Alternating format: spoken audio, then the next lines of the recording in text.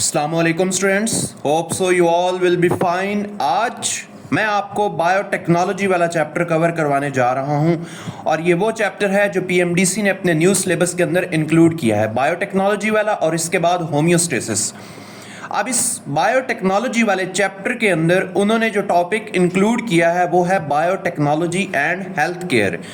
Only यही topic include है, बाकी बायोटेक्नोलॉजी के चैप्टर में कोई भी टॉपिक इंक्लूड नहीं है। अब इस टॉपिक के आगे 3 सब टॉपिक्स हैं, 3 सब टॉपिक्स हैं।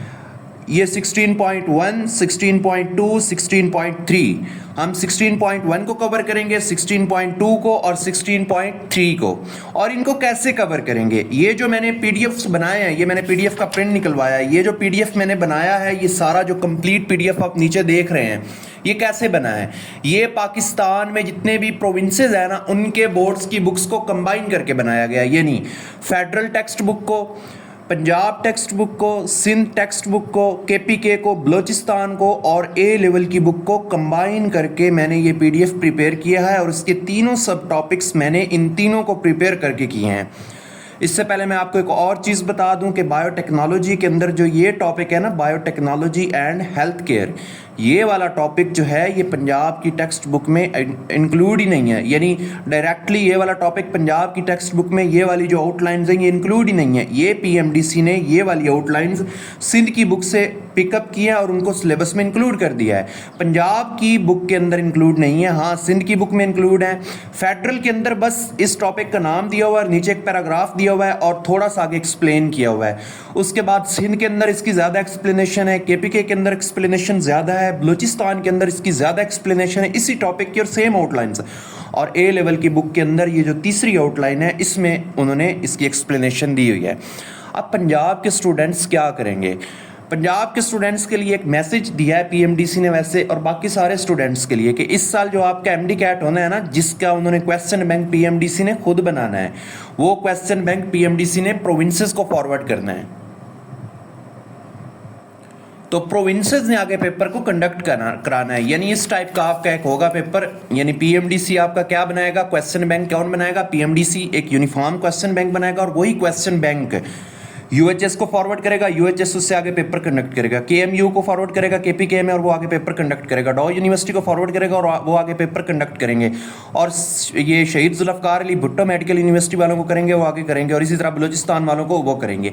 तो क्या क्वेश्चन बैंक आपका पीएमडीसी ही बनाएगा, वही क्वेश्चन बैंक सारे प्रोविंसेस को फॉरवर्ड होगा। अब ये वाला टॉपिक फॉर एग्जांपल पीटीबी की बुक में इंक्लूड नहीं है, तो ये क्या करेंगे, ये वाला टॉपिक इसके एमसीक्यूज ऑब्वियसली सिंध की बुक से या केपीके की बुक से या बलूचिस्तान की बुक से ऐड करेंगे ना, तब वो पीटीबी वालों को इस टॉपिक के एमसीक्यूज पेपर के अंदर मिलेंगे बायोटेक्नोलॉजी वाले के। तो एक बात याद रख लें कि आपने अपने एक बोर्ड की बुक अभी भी नहीं पढ़नी। ये जो एमकैट इस बार हो रहा है ये प्रोविंशियल भी हो रहा है, प्रोविंशियल के साथ साथ सेंट्रलाइज्ड है। सेंट्रलाइज्ड का ये मतलब है कि क्वेश्चन बैंक आपका पीएमडीसी ने डिजाइन करना है और उसने आगे प्रोविंसेस को वो क्वेश्चन बैंक फॉरवर्ड करना है और प्रोविंसेस उसी क्वेश्चन बैंक से आपका पेपर बनाएंगे। तो इस तरह करके आपको सारे बोर्ड्स की बुक्स को पढ़ना पड़ेगा। स्पेशली बायो के लिए जो है ना आपके 81 एमसीक्यूज, ये 81 एमसीक्यूज उन्होंने ज्यादा किए हैं, 68 पहले थे। तो इसका ये मतलब है कि आप अपने एक बोर्ड की बुक तक लिमिट ना रहें, आप फेडरल को भी पढ़ें, पंजाब को भी पढ़ें, सिंध को भी पढ़ें, बलूचिस्तान को भी पढ़ें, केपीके को भी पढ़ें, ए लेवल को बेशक छोड़ दें अगर आप नहीं पढ़, इन 5 बुक्स को एटलीस्ट पढ़ें। अगर आप इनको नहीं पढ़ सकते, इसका एक इजी मैं तरीका बता देता हूं आपको। अगर आप लोग इन सारे बोर्ड्स की बुक्स को रीड नहीं कर सकते तो हमारे अपने प्लेटफॉर्म पे आप लोगों के लिए एक बायो का एलएमएस है। अगर कोई स्टूडेंट लेना चाहता है, इसे 1 मिनट लगा, मैं आपको इसके बारे में बता दूं। इसमें आपको चैप्टर वाइज पीडीएफ्स मिलेंगे। यानी जिस तरह ये जो चैप्टर है ना, ये बायोटेक्नोलॉजी वाला चैप्टर, इसको सारे बोर्ड्स की बुक से कंबाइन करके प्रिपेयर किया, इस तरह के आपको पीडीएफ मिलेंगे, ठीक है। यानी आप इस पीडीएफ को रीड करेंगे सिमिल्टेनियसली, कंप्लीटली हर बुक का एक एक वर्ड आपका इसमें इंक्लूड हो जाएगा और इसको बड़े खूबसूरत तरीके से बनाया गया और पैराग्राफ्स के ऊपर हेडिंग्स देकर बनाया गया। यानी कोई भी आपको चीज बोरिंग ना लगे, पढ़ने में बहुत ईजीनेस होगी और आपके एमसीक्यूज यहां से सारे कवर हो जाएंगे अगर इस टॉपिक में से कोई आउट ऑफ बुक भी आता है तो। फिर इन्हीं पीडीएफ्स के ऊपर से रिकॉर्डेड लेक्चर्स मिलेंगे, इसी तरह जिस तरह भी मैं रिकॉर्ड कर रहा हूं। उसके बाद हर चैप्टर के ऑनलाइन टेस्ट मिलेंगे, चैप्टर वाइज हर चैप्टर का। फिर क्रैश टेस्ट मिलेंगे, 3-3 चैप्टर के टेस्ट, हाफ बुक टेस्ट मिलेंगे, फुल बुक टेस्ट मिलेंगे और हर टेस्ट की वीडियो डिस्कशन भी होगी। अगर किसी स्टूडेंट ने इसको लेना है तो वो बिल्कुल 2500 इसकी प्राइस है पूरे इस एलएमएस की, जिसके अंदर ये सारा कुछ इंक्लूड होगा। उसकी प्राइस है 2500। इस नंबर पे मैसेज करें 0315020941 और जो डिजर्विंग स्टूडेंट्स हैं उनको हम थोड़ी बहुत कंसेशन भी प्रोवाइड करते हैं। अगर कोई स्टूडेंट लेना चाहता है वो इस नंबर पे मैसेज करे, उसको मिल जाएगा। चले अभी हम अपना चैप्टर स्टार्ट करते हैं। जो हमारा चैप्टर है बायोटेक्नोलॉजी, इसके अंदर जो हमारा है बायोटेक्नोलॉजी एंड हेल्थ केयर, इसकी मैं आउटलाइंस आपको समझा दूं ताकि आप लोगों के माइंड में इसकी बेसिक आउटलाइंस रहें। जो 16.1 है ना, 16.1 ये इसकी पहली आउटलाइन है। इसमें क्या कहा गया? Describe how biotechnologist can combat health problems by producing vaccines. वो कह रहे हैं कि जो बायोटेक्नोलॉजिस्ट होते हैं ये जो हेल्थ प्रॉब्लम्स के साथ कैसे फाइट करते हैं, यानी हेल्थ प्रॉब्लम्स को कैसे ठीक करते हैं वैक्सीन्स को प्रोड्यूस करके। अब इसमें हमने क्या करना है, हमने देखना है कि बायोटेक्नोलॉजी के ज़रिए वैक्सीन्स प्रोड्यूस कैसे होती हैं, वैक्सीन्स क्या हैं, कौन कौन सी वैक्सीन्स प्रोड्यूस हो चुकी हैं। 16.1 की मैं आपको आउटलाइंस दिखा देता हूँ जो मैंने सारे इन बोर्ड्स की बुक से इकट्ठी की है। यहाँ पर आप देखें, इसमें सबसे पहले वैक्सीन और इसका मोड ऑफ एक्शन, ये मुझे एक बुक से मिला, मैंने यहाँ पर लिख लिया और बहुत डिटेल के साथ यहाँ पर लिखा है, बेसिक से कवर किया है। फिर वैक्सीन की डेवलपमेंट कैसे होती है बायोटेक्नोलॉजी के अंदर, इसके 3 मेथड्स हैं, 3 डिफरेंट वेज हैं। फेडरल और केपीके के अंदर इसके ना सिर्फ यहाँ पर नाम लिखे हुए हैं, लेकिन बाकी बुक्स के अंदर यहाँ पर इसकी एक्सप्लेनेशन है, तो मैंने इसकी एक्सप्लेनेशन की है। यानी 3 वेज इसके कौन से हैं जिससे हम वैक्सीन को डेवलप कर सकते हैं, आगे मैं बताता हूँ। इसके बाद ये इसके दूसरा मेथड है, ये इसका तीसरा मेथड है। अब आगे तीसरे सी नंबर पे क्या है, some important vaccines developed by biotechnologist. Biotechnologist ने कौन कौन सी इंपॉर्टेंट वैक्सीन्स डेवलप की हैं, एक ये वाला टॉपिक हमने इसमें करना है। एंड लास्ट पे वैक्सीन्स की डेवलपमेंट के लिए बायोटेक्नोलॉजिस्ट कौन सी टेक्निक्स को यूज करते हैं। इन टेक्निक्स के सिर्फ नाम याद रखने हैं आपने, और साथ हर टेक्निक से जो जो वैक्सीन बनाई गई है उसकी एग्जाम्पल रखनी है।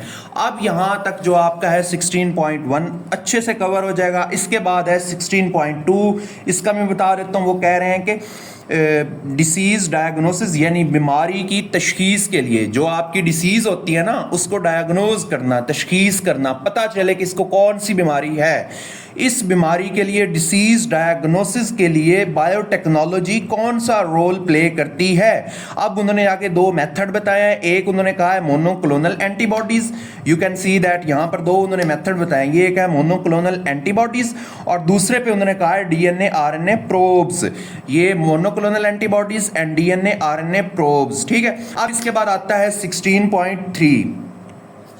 16.3 में क्या है, describe what products biotechnologist obtain for. अच्छा, इसका जो है ना, इसमें जो अगले वाला टॉपिक है मैं इसका भी आपको दिखा देता हूँ, इसको कैसे प्रिपेयर किया है। इसमें सबसे पहले मोनोक्लोनल एंटीबॉडीज को सारी बुक से कंबाइन मैंने किया है। यहाँ पर एक एक वर्ड को इंक्लूड करके यहाँ लिखा है, जो भी मैं आपको समझाऊंगा इस लेक्चर में। इसके बाद मोनोक्लोनल एंटीबॉडीज यहाँ पे एंड होती है, फिर डीएनए आरएनए प्रोब्स जो उन्होंने दूसरा टॉपिक दिया हुआ है, और उसके बाद इसमें ना मैंने एक एक लाइन लिख दी है यहाँ पर सिर्फ इस टॉपिक में समझाने के लिए। ये वाली लाइन मैंने सिंध बुक से ली है। इसकी डेफिनेशन बलूचिस्तान बुक में ये दी हुई है, केपीके बुक में इसकी डेफिनेशन ये दी हुई है। तो इस तरह करके मैंने किया है। बाकी इसका ये जो आगे, हाँ तीसरा, ये आपके सिलेबस में इंक्लूड नहीं है, लेकिन आपकी केपीके की और बलूचिस्तान की बुक में टॉपिक दिया हुआ था, मुझे इंपॉर्टेंट लगा तो मैंने इसको इंक्लूड कर लिया है। Diagnosis of diseases caused by protozoa and helminths. अब ये जब आपका हो जाएगा, उसके बाद लास्ट जो 16.3 वाला टॉपिक है, ये वाला, ऐसे कौन से प्रोडक्ट्स हैं जो बायोटेक्नोलॉजिस्ट ऑब्टेन करते हैं डिसीज के ट्रीटमेंट के लिए। पहले क्या था, बीमारी की तशखीस के लिए, बीमारी का डायग्नोसिस के लिए। अब वो कह रहे हैं कि ट्रीटमेंट के लिए कौन से बायोटेक्नोलॉजी के प्रोडक्ट्स हैं जो बायोटेक्नोलॉजिस्ट यूज करते हैं। ये वाला टॉपिक हम यहाँ से करेंगे। यहाँ पर इसका जो डाटा है वो ये है, यहाँ पर ये देखें, ये 16.3 है, products obtained by biologist for use in disease treatment. ये 12 प्रोडक्ट्स हैं, टोटल 12 प्रोडक्ट्स हैं। इसमें जो पहले 5 हैं ये मैंने लिए हैं सिंध की बुक से, और अगले जो 7 हैं 12 तक, 6 से 12 तक, ये वाले मैंने लिए हैं ए लेवल की बुक से। तो इस तरह करके आपका ये टॉपिक होता है कंप्लीट। इसको हम करते हैं स्टार्ट। अगर किसी स्टूडेंट को इसका पीडीएफ चाहिए तो मुझे इस नंबर पे व्हाट्सएप करें 0315020941, या मैं इसके डिस्क्रिप्शन में इसका लिंक दे दूंगा ड्राइव में अपलोड करके। अगर नहीं दिया हुआ तो आप इस नंबर पे मैसेज करके मुझे ले सकते हो। और अगर ले सकते हैं पीडीएफ, अगर किसी को एलएमएस चाहिए तो इस नंबर पे मैसेज कर सकता है। चले, हमारा जो पहला टॉपिक है उसको स्टार्ट करते हैं। वो है how biotechnologist can combat health problems by producing vaccines. इसका वही मतलब है जो पहले मैं समझा चुका हूं कि बायोटेक्नोलॉजिस्ट हेल्थ प्रॉब्लम्स को कैसे फाइट करते हैं वैक्सीन्स को प्रोड्यूस करके, यानी हमने इसमें क्या बनानी है, वैक्सीन्स बनानी है। कैसे बनती हैं, हेल्थ प्रॉब्लम्स कैसे कॉम्बैट करते हैं बायोटेक्नोलॉजिस्ट। सबसे पहले स्टार्ट करने से पहले वैक्सीन क्या है और इसका मोड ऑफ एक्शन क्या है, हम ये देख लेते हैं, ठीक है। यहां पर what is vaccine and it's mode of action, definition और मैकेनिज्म, और उसके बाद इसका करेंगे हम मोड ऑफ एक्शन। सबसे पहले हमने क्या करनी है, इसकी डेफिनेशन करनी है, फिर मैकेनिज्म और एंड पे करना है मोड ऑफ एक्शन। ये रहा। सबसे पहले मोड ऑफ एक्शन डेफिनेशन को देखते हैं। इसकी डेफिनेशन को देखते हैं। डेफिनेशन मैं आपको पहले बताता हूँ, फिर उसके बाद इसका मोड ऑफ एक्शन, फिर आगे पढ़ेंगे। A vaccine is a biological preparation that provides immunity to a particular disease। वो कह रहे हैं कि ये एक बायोलॉजिकल प्रिपरेशन है, ठीक है। क्या करती है, हमारी बॉडी को इम्यूनिटी प्रोवाइड करती है कि ताकि फ्यूचर में कोई भी बीमारी ना हो।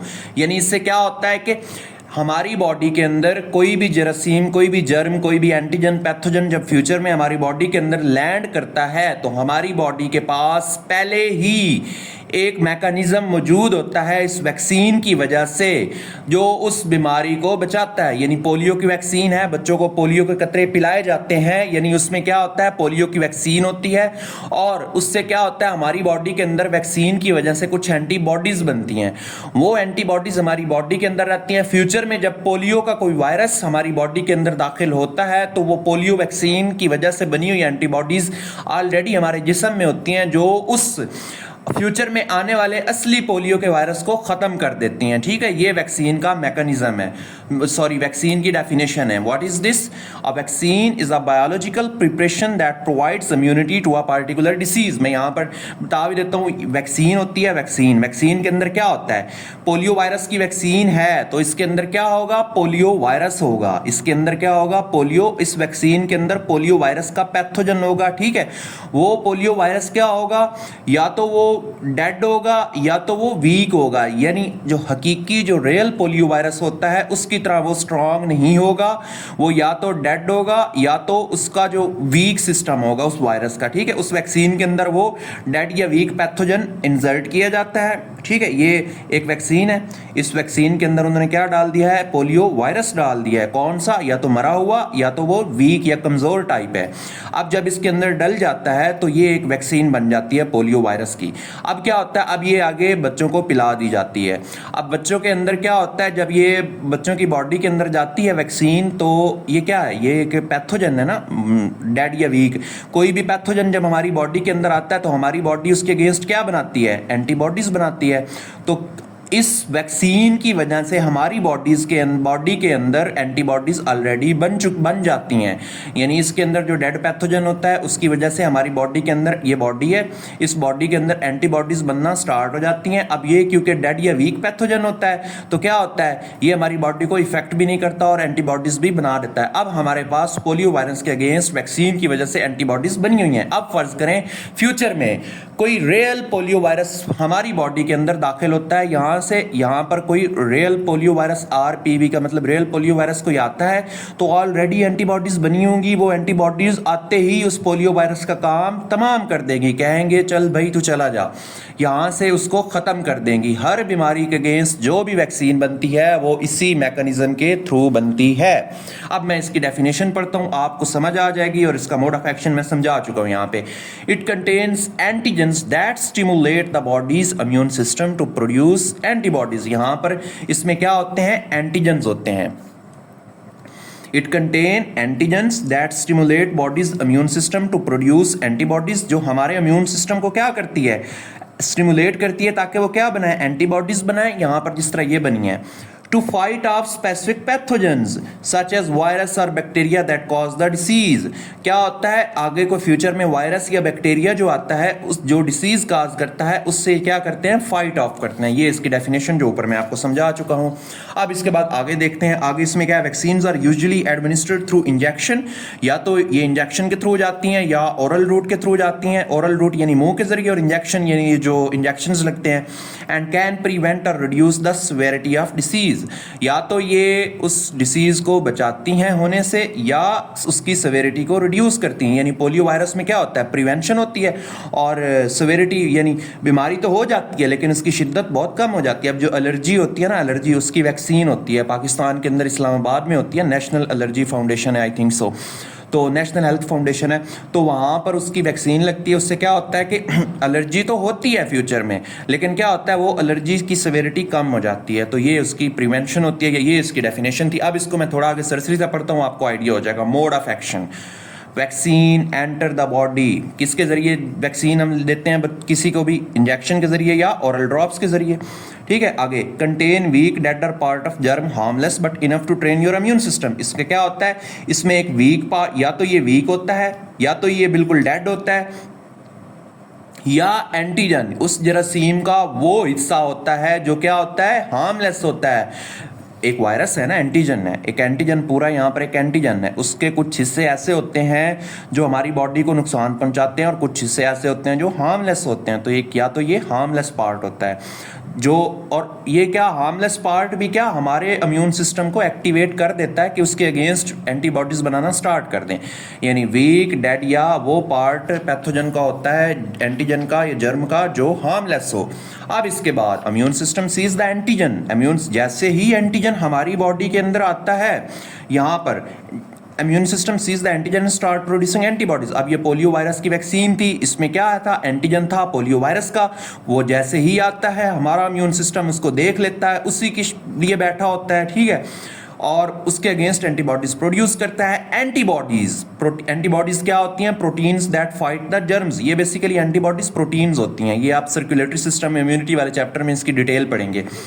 एंड मेमोरी सेल्स, ठीक है, दो चीज़ें, हमारा इम्यून सिस्टम दो चीज़ें बनाता है, एक तो एंटीबॉडीज़ बनाता है, यहाँ पर एंटीबॉडीज़ जो मेन है, और दूसरा इसके साथ क्या बनते हैं, मेमोरी सेल्स भी बनते हैं। ये मेमोरी सेल्स क्या होते हैं, ताकि फ्यूचर में उस इन्फेक्शंस को याद रखा जाता है। अगर उसकी तरह का कोई इन्फेक्शन आ जाए, दोबारा एक बार उसको मार दिया आया है, दोबारा उसकी यहाँ पर मेमोरी सेल्स बन जाते हैं। अगर दोबारा ये इस तरह का कोई आता है वायरस, तो मेमोरी सेल्स को याद होता है कि मैंने इसको यहाँ पर मारा था, अब दोबारा वो मार देते हैं। आगे, if real infection happens later, the body quickly recognizes the germ and destroys it fast before it can make you sick। वो कह रहे हैं दोबारा अगर इन्फेक्शन होता है तो इन मेमोरी सेल्स की वजह से तुम, आपकी जो बॉडी होती है इस जर्म को डिटेक्ट कर लेती है और उसको वहां पर किल कर देती है। अब आगे हम देखते हैं वैक्सीन की डेवलपमेंट बायोटेक्नोलॉजी के अंदर। इसके कितने मेथड्स हैं, 3 different ways of development of vaccine. Vaccine की डेवलपमेंट के 3 डिफरेंट वेज हैं, हम इनको देखेंगे, जो 3 डिफरेंट मेथड्स हैं। पहला है separation of pure antigen using a specific monoclonal antibody. वो क्या कह रहे हैं, जो प्योर एंटीजन होता है उसकी सेपरेशन की जाए मोनोक्लोनल एंटीबॉडी को यूज करके। इसको मैं समझाता हूँ ये कैसे होता है। ये बुक्स के अंदर सिर्फ एक लाइन दी हुई है, कुछ बुक्स के अंदर इसकी explanation I think A level की बुक के अंदर, तो यहाँ से मैंने इंक्लूड किया है। दूसरा मेथड है सिंथेसिस, आपको आई थिंक नजर आ रहा होगा, हाँ, synthesis of N antigen with the help of clone gene. Clone gene, ये इसके दूसरी लाइन है यहाँ पर, ये वाली क्लोन जीन की हेल्प से हमने एंटीजन को सिंथेसिस करना है। तीसरा, synthesis of peptide to use peptide की सिंथेसिस वैक्सीन के तौर पर। अब इन तीनों मेथड्स को मैं समझाऊंगा और फिर आपके फिंगर टिप्स पे हो जाएंगे इंशाअल्लाह। अच्छा, सबसे पहले 3 different ways of development of vaccine. पहला क्या है, separation of pure antigen using a specific monoclonal antibody. वो कह रहे हैं, अच्छा, एंड वैक्सीन बनाने के लिए हमें क्या चाहिए होता है, हमें ऑब्वियसली एंटीजन चाहिए होता है। क्यों, क्योंकि हम उस वैक्सीन के अंदर क्या डालते हैं, एंटीजन या पैथोजन, या यहाँ पर हमने क्या डाला था, पोलियो वायरस वैक्सीन के अंदर हमने पोलियो वायरस का क्या डाला था, एंटीजन डाला था ना, उसका पैथोजन डाला था। तो हमें चाहिए होता है वैक्सीन बनाने के लिए एंटीजन। ये तो बात क्लियर हो गई, ठीक है। अब हमने एंटीजन सबसे पहले हासिल करना है, उसको फिर वैक्सीन, उससे हम क्या बना लेंगे, वैक्सीन बना लेंगे। तो वैक्सीन बनाने के मेथड में जो पहला मेथड है, इसमें हमें क्या चाहिए, separation of a pure antigen. हम प्योर एंटीजन को सेपरेट करते हैं किसके ज़रिए, मोनोक्लोनल एंटीबॉडी को यूज़ करके। स्पेसिफिक मोनोक्लोनल एंटीबॉडी को यूज़ करके हम प्योर एंटीजन को सेपरेट करते हैं, ताकि हम किसी भी स्पेसिफिक बीमारी के लिए वो बना सकें, ठीक है, बीमारी के लिए उसकी वैक्सीन बना सकें। अब यहाँ पर देखना है कि monoclonal antibody, specific monoclonal antibody को यूज़ करके हमने प्योर एंटीजन की क्या करनी है, सेपरेशन करनी है। अब मोनोक्लोनल एंटीबॉडी होता क्या है, ये वो एंटीबॉडी होती है जिसको हम कहाँ बनाते हैं, लैब में खुद बनाते हैं, ठीक है। एक एंटीबॉडीज़ बॉडी के अंदर बनती हैं और एक एंटीबॉडी क्या होती है, मोनोक्लोनल एंटीबॉडी होती है, यानी ये लैब में बनती है। और इसके सारे जो क्लोनल का क्या मतलब होता है, क्लोनल क्या होता है, ये आइडेंटिकल कॉपीज होती हैं एक ही सिंगल एंटीबॉडी की, ठीक है। यानी एक ही एंटीबॉडी होती है, एक टाइप की एंटीबॉडी होती है, एक ही टाइप की एंटीबॉडी होगी और इसकी कितनी कॉपीज़ होंगी, ज़्यादा सारी, 1 2 3 4 5 6, और ये सारी क्या होंगी, सेम होंगी, एक ही टाइप की होंगी, एक ही क्लोन इनका बना होगा। मोनोक्लोनल क्या होता है, लैब मेड एंटीबॉडीज़ होती हैं। मोनो का मतलब क्या होता है, मोनोक्लोनल एंटीबॉडी लैब मेड होती है और साथ क्या होती है, सारी इनकी जो एंटीबॉडीज़ की आइडेंटिकल कापीज़ होती हैं, सेम, ये एंटीबॉडी सब एक दूसरे से मैचअप करती हैं, ठीक है। अब इनका क्या पर्पज़ होता है, इनको यूज़ करके हम प्योर एंटीजन को सेपरेट करते हैं। एक मिक्सचर होता है, ठीक है, एक मिक्सचर पूरा होता है, ये एक पूरा मिक्सचर हो गया। इस मिक्सचर के अंदर किसी भी बीमारी का, ठीक है, किसी भी बीमारी का एंटीजन भी होता है, साथ कुछ प्रोटीन्स होती हैं, साथ सेल डेब्रिस होती है, ठीक है, और जो लैब में हम बनाते हैं उसके साथ और भी कुछ ऐसी चीज़ें होती हैं, कुछ और भी बहुत चीज़ें होती हैं जो उसमें डालते हैं, ठीक है, उस एंटीजन को ग्रो करवाने के लिए। तो एक पूरा मिक्सचर बन जाता है। अब इस पूरे मिक्सचर में से ना हमें क्या चाहिए, सिर्फ ये वाला एंटीजन चाहिए, ये ए चाहिए, ये हमें एंटीजन चाहिए। उस बीमारी का हमें किसी भी डिसीज़ के लिए हमें क्या चाहिए, एंटीजन चाहिए, ठीक है। ये एंटीजन क्या होगा, ये एंटीजन हम निकाल लेंगे किसको यूज़ करके, मोनोक्लोनल एंटीबॉडी को, यानी इसमें हम क्या डालेंगे, एंटीबॉडी डालेंगे और एंटीबॉडी के साथ क्या अटैच हो जाएगा, ये एंटीजन उस एंटीबॉडी के साथ अटैच हो जाएगा। इसका मतलब ये होगा कि उस एंटीबॉडी के साथ जो लगा हुआ है वो एंटीजन है और वो क्या होगा, प्योर होगा, ठीक है। यानी मैं इसकी आपको एक एग्जाम्पल देता हूँ। एग्जाम्पल देने का पर्पज़ ये है कि ताकि एग्जाम्पल देने का पर्पज़ मैं आपको समझाता हूँ, आगे इसकी डिटेल है आपको समझ आ जाएगी। मैं इसको मोनोक्लोनल एंटीबॉडीज़ के पर्पज़ को आपको यहाँ पर समझा देता हूँ। सबसे पहले तो एक चीज़ याद रख लें कि लैब के अंदर हम इसको बनाते हैं। मैं पहला लफ्ज़ भी यहाँ पर लिख देता हूँ कि ये कहाँ बनती है, लैब। अच्छा, ये लेक्चर थोड़ा लेंथी हो जाएगा लेकिन आपका पूरा टॉपिक सारे बोर्ड्स की बुक से कवर हो जाए, इसके अलावा आपको क्या चाहिए, तो इस वजह से फोकस करें, इंशाल्लाह आपका ये कवर हो जाएगा। अच्छा, सबसे पहले मैं आपको एक एग्जाम्पल देता हूँ कि एक है कोविड वैक्सीन। कोविड-19 वैक्सीन का तो आपको पता है ना, सब ने लगवाई हुई है और आजकल तो शोशा छुड़ा हुआ है कि जिन्होंने लगवाई है वो मर रहे हैं। मैंने तो दो लगवाई थी, अल्लाह ही खैर करे। ऐसे ही फेक कंट्रोवर्सी और कंस्पायरेसी थ्योरीज होती हैं अनएजुकेटेड पीपल्स की। अच्छा, एंटीजन कैसे बनाते हैं, सबसे पहले जो ये कोविड-19 है ना, कोविड-19 ये मैंने वायरस बनाया है, ठीक है। फॉर एग्जांपल कोविड-19 की ये शक्ल है ना, कि ऐसी नहीं होती, ऑब्वियसली नहीं होती, मैं आपको समझाने के लिए कर रहा हूँ, ठीक है। कोविड-19 की ये शक्ल है। कोविड-19 का एक पार्ट होता है, फॉर एग्जांपल इसके डिफरेंट पार्ट्स होते हैं ना, कोविड एक वायरस के, कोविड के डिफरेंट पार्ट्स हैं। अब यहाँ पर इसका एक ऐसा पार्ट होता है जिसको हम क्या कहते हैं, स्पाइक प्रोटीन। इसके इस पार्ट को हम कहते हैं स्पाइक प्रोटीन। अब ये साइंटिस्ट को पता चला है कि जो इस कोविड-19 पूरे इस वायरस का, कोविड पूरे वायरस का ये वाला जो पार्ट होता है, ये क्या होता है, स्पाइक प्रोटीन। ये प्रोटीन वाला पार्ट, ये एंटीजन का, ये पूरा एंटीजन है ना, एंटीजन है, कोविड वायरस है ना, इसका ये वाला जो पार्ट होता है ना, स्पाइक प्रोटीन, ये पार्ट एक ऐसा पार्ट है जिससे एक गुड एंटीजन है, यानी इससे बहुत अच्छी वैक्सीन बनाई जा सकती है इस पूरे वायरस को ख़त्म करने के लिए। यानी ये पूरा वायरस है, इस वायरस के इस पार्ट को यूज़ करके हम कोविड-19 के पूरे वायरस को ख़त्म करने के लिए ये वैक्सीन बना सकते हैं। यानी स्पाइक प्रोटीन को यूज़ करके हम ये पूरा बना सकते हैं, ये वाला, इसके अगेंस्ट, इस पूरे वायरस के अगेंस्ट हम प्रोटीन बना सकते हैं इस पोर्शन को यूज़ करके। अब ये बार बार मैं इसलिए रिपीट कर रहा हूँ ताकि आपके माइंड में ये चीज़ें बैठ जाएं। अब क्या होता है, अब वो स्पाइक प्रोटीन का क्या होता है, एक जीन होता है। अब ऑब्वियसली ये वाला हिस्सा जो बनता है, ये कोविड-19 के अंदर, कोविड के अंदर एक जीन होता है ना, वो जीन क्या बनाता है, वो जीन बनाता है ये स्पाइक पार्ट। ये वाला कौन सा पार्ट, स्पाइक पार्ट कौन बनाता है, ये वाला जीन बनाता है। तो साइंटिस्ट क्या करते हैं, इस जीन को यहाँ से निकाल लेते हैं इस वायरस में से, इस जीन को, ये जीन कौन सा है जो स्पाइक प्रोटीन बनाता है, इस जीन को निकाल के वो लैब के अंदर, ये लैब है, लैब के अंदर, वो लैब के अंदर किसी भी, यानी बैक्टीरिया के अंदर या यीस्ट के अंदर बैक्टीरिया या यीस्ट के अंदर इसको इंसर्ट कर देते हैं। ठीक है, अब मैं इसको दोबारा समझाता हूँ। कोविड-19 का एक वायरस है, उसका एक पार्ट है स्पाइक प्रोटीन। साइंटिस्ट को ये पता है कि जो स्पाइक प्रोटीन है ये वाला एंटीजन का वो पार्ट है जिससे हमें बहुत अच्छी वैक्सीन मिल सकती है, और वो वैक्सीन कोविड-19 को ख़त्म करने के लिए सबसे बेस्ट रहती है। साइंटिस्ट क्या करते हैं, जो स्पाइक प्रोटीन को एक पार्ट जीन होता है, स्पाइक प्रोटीन को बनाने वाला जीन, उसको यहाँ से निकाल लेते हैं। उस जीन को निकालने के बाद लैब के अंदर किसी भी बैक्टीरिया या यीस्ट के अंदर जीन को डाल देते हैं। ये वाला स्टेप यहां तक आपको समझ आ गई। अब ये सेल, ये जो जीन है, ये जीन क्या करता है, ग्रो करता है।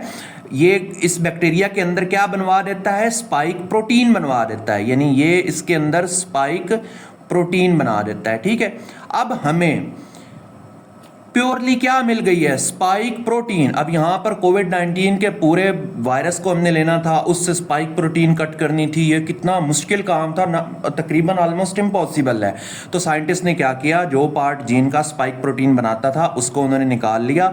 निकालने के बाद उसको उन्होंने लैब में किसी बैक्टीरिया के अंदर या यीस्ट के अंदर डाल लिया। तो जब जीन यीस्ट बैक्टीरिया के अंदर गया तो बैक्टीरिया के अंदर ये वाला पार्ट क्या हो गया, बन गया। तो यहाँ पर बैक्टीरिया के अंदर क्या होता है, स्पाइक प्रोटीन बन जाता है, यानी एक पूरा मिक्सचर बन जाता है बैक्टीरिया के अंदर, जिसके अंदर स्पाइक प्रोटीन भी होती है और साथ बाकी और भी पोर्शन होता है। ठीक है, यानी सेल के पार्ट्स होते हैं, बैक्टीरियल सेल के पार्ट्स होते हैं, कुछ और अदर प्रोटीन्स होती हैं। तो यहां पर फिर क्या होता है, जब इस एक पूरा क्या बन जाता है, हमारे पास मिक्सचर बन जाता है, बैक्टीरिया के अंदर एक पूरा मिक्सचर बन जाता है जिसके अंदर और भी चीजें इंक्लूड थी। ठीक है, अब वो क्या करते हैं, वो मोनोक्लोनल एंटीबॉडीज जो उन्होंने लैब के अंदर बनाई थी उनको यूज करते हैं।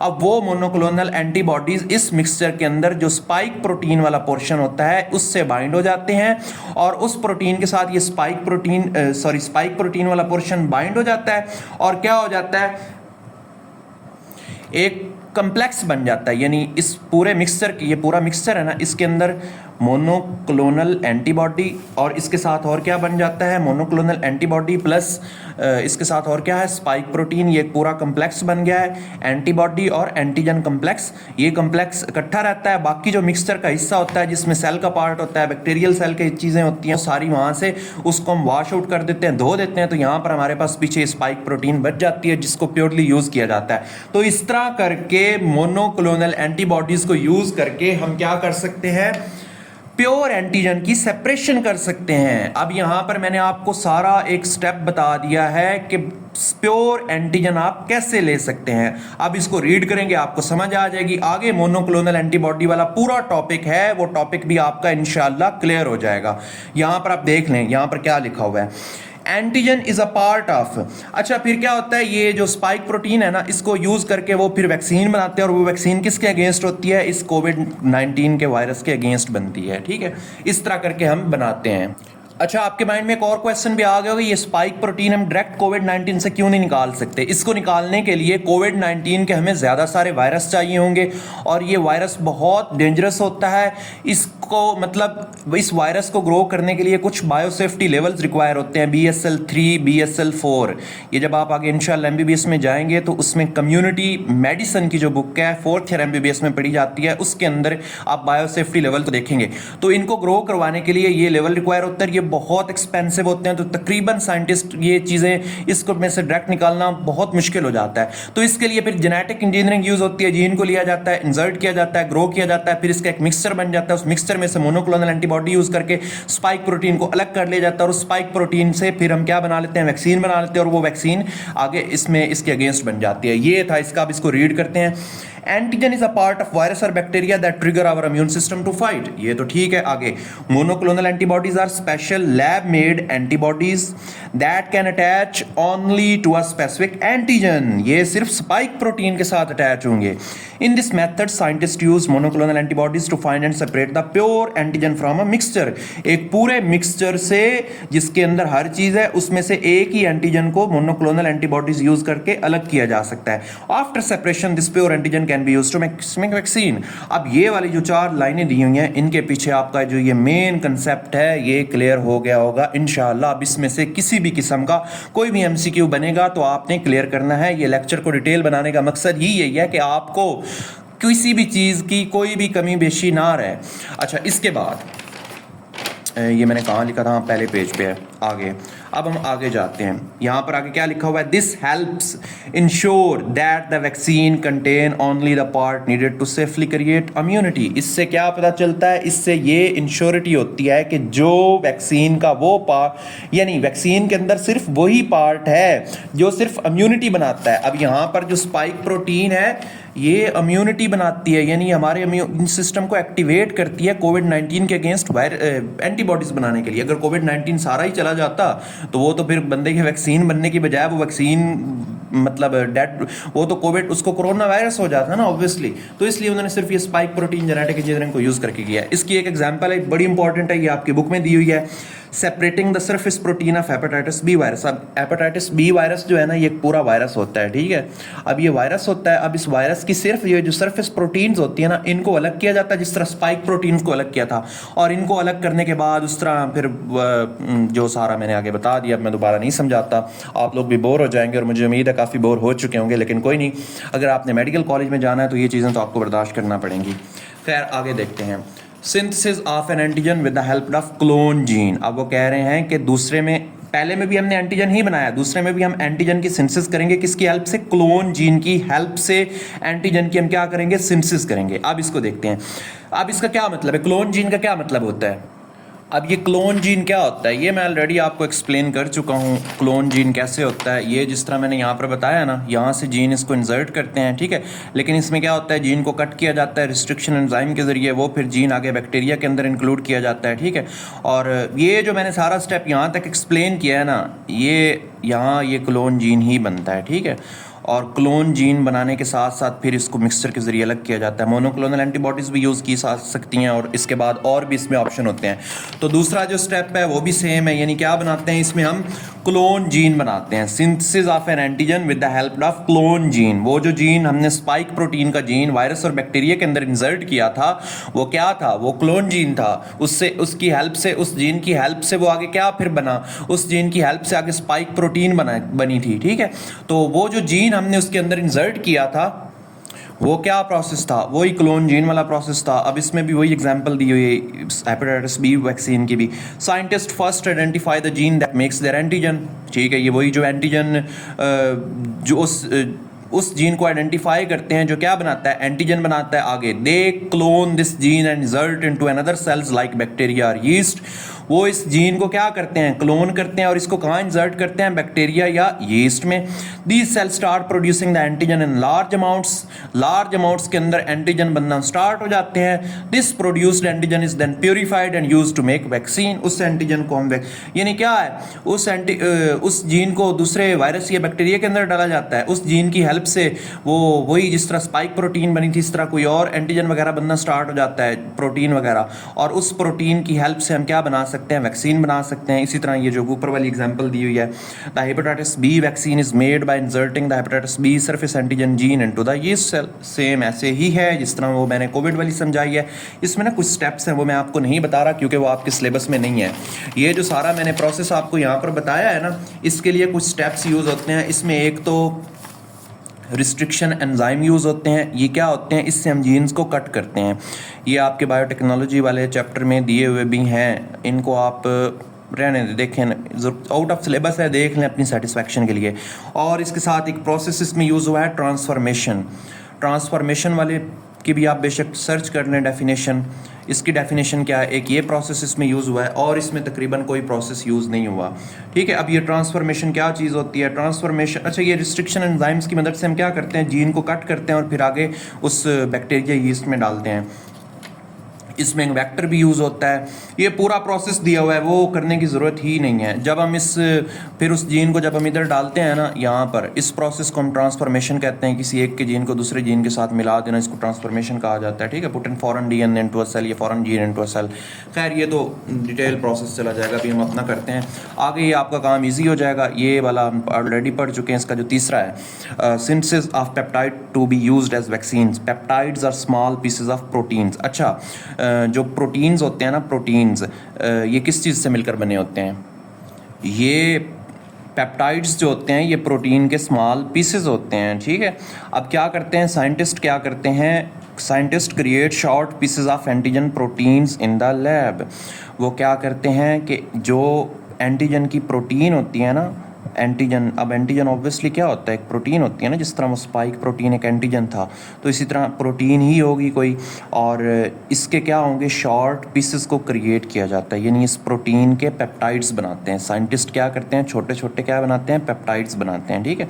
यहाँ पेप्टाइड, ये पेप्टाइड, ये पेप्टाइड, ठीक है। ये बेसिकली प्रोटीन किन से मिलकर बनती है, पेप्टाइड से मिलकर बनती है, ये तो आपको पता है।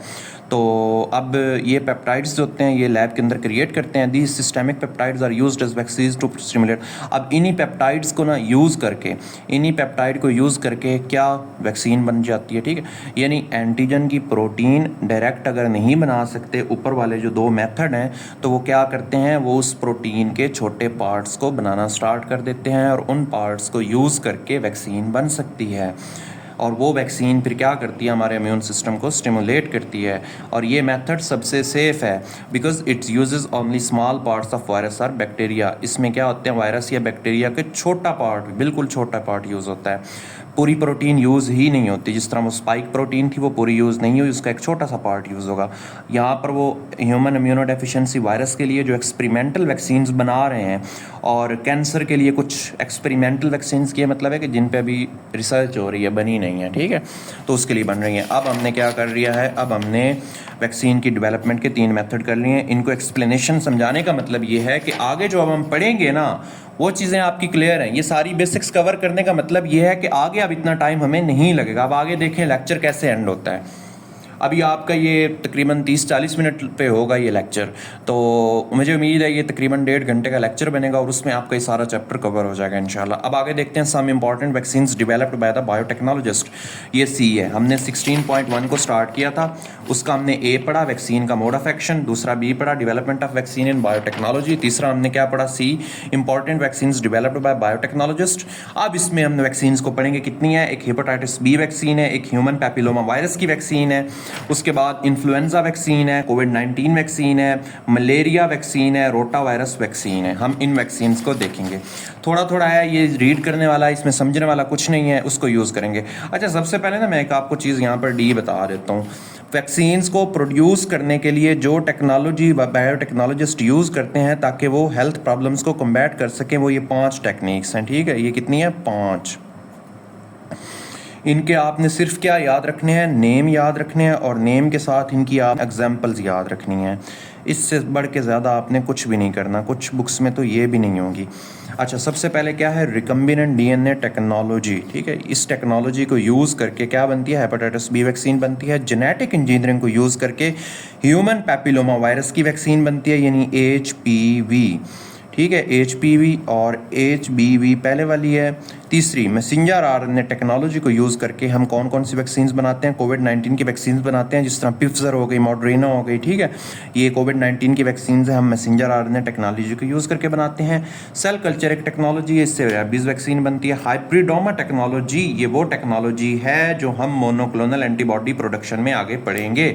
मोनोक्लोनल एंटीबॉडीज़ का ये वाला पोर्शन काफ़ी लेंथी है, मतलब 2 पेजेस पे है, लेकिन इसका मैं आपको काफ़ी कुछ समझा चुका हूँ। ये जब आपका कवर हो जाएगा तो इसको अब मैं बहुत अच्छे से कवर करवाऊंगा, रीडिंग भी करवाऊंगा, और इसके काफ़ी कंसेप्ट आपके क्लियर भी हो चुके हैं, डोंट वरी अबाउट दैट। खैर, अभी हम इन वैक्सीन्स को रीडिंग देते हैं, कवर हो जाएगी। हेपेटाइटिस बी वैक्सीन कौन सी टेक्नोलॉजी को यूज़ करके होती है, इसका सिर्फ आपने नाम याद रखना है, रिकम्बिनेंट डीएनए टेक्नोलॉजी। अच्छा, क्या लिखा हुआ है, the gene for hepatitis B surface antigen is inserted into yeast cell. Yeast cell में इंसर्ट किया जाता है, which produce large quantities for antigen. अब रिकम्बिनेंट डीएनए टेक्नोलॉजी, ये जो मैंने ऊपर बताई थी ना, ये टेक्नोलॉजी, ये वाली, यही रिकम्बिनेंट डीएनए टेक्नोलॉजी होती है। यानी एक जीन को इंसर्ट करके, एक जीन को लेकर, एक डीएनए को जीन को लेकर दूसरे में इंसर्ट कर देना, ठीक है। यानी जीन फॉर हेपेटाइटिस बी, ये जो मैं ऊपर 2 पढ़ी है ना, एक इसमें और एक वो प्योर एंटीजन जो प्रिपेयर हमने किया है उसमें, वो जो मोनोक्लोनल एंटीबॉडी वाला था, उसके अंदर जो टेक्नोलॉजी ये वाली यूज़ हुई है ना, ये वाली जो टेक्नोलॉजी यूज़ हुई है, जीन को कट किया, फिर उसको इंसर्ट किया, इंसर्ट करने के बाद उसका वो बना है सारा कुछ, ये जो टेक्नोलॉजी है ये होती है रिकम्बिनेंट डीएनए टेक्नोलॉजी। तो हम ये पढ़ रहे हैं। अच्छा, ये मैं ऊपर आपको समझा भी चुका हूँ। इसमें क्या सिंपल है कि एंटीजन को यीस्ट सेल या बैक्टीरिया सेल के अंदर इंसर्ट करना है, और उससे क्या होता है कि लार्ज क्वांटिटीज में एंटीजन प्रोड्यूस होता है। एंटीजन को फिर प्यूरिफाई किया जाता है, वैक्सीन बनाई जाती है। इस एंटीजन को प्योरीफाई किया जाता है यहाँ पर, और इससे क्या बनाई जाती है, वैक्सीन बनाई जाती है, और ये इसके लिए यूज़ होती है। आगे ह्यूमन पैपिलोमा वायरस वैक्सीन है, इसको किस टेक्नोलॉजी के ज़रिए बनाया जाता है, जेनेटिक इंजीनियरिंग के ज़रिए, ठीक है। और इसमें भी वही है कि इसका जो सरफेस प्रोटीन होती है, जिस तरह हेपेटाइटिस बी की सरफेस प्रोटीन थी, ये वायरस है, इसकी जो ये ऊपर वाली सरफेस प्रोटीन होती है ना, इसको निकाल लिया जाता है। वो जीन इसके अंदर जो ये सरफेस प्रोटीन बनाता है, ठीक है, वो जीन जो ये सरफेस प्रोटीन बनाता है, उस जीन को निकाला जाता है, उसको इंसर्ट किया जाता है किसमें, इंसेक्ट सेल्स के अंदर। अब आपने ये याद रखना है कि उसको किसमें इंसर्ट करवाना है, इंसेक्ट सेल के अंदर, यानी ये जो इंसेक्ट होते हैं, कीड़े मकोड़े या अशरात वगैरह होते हैं, ठीक है।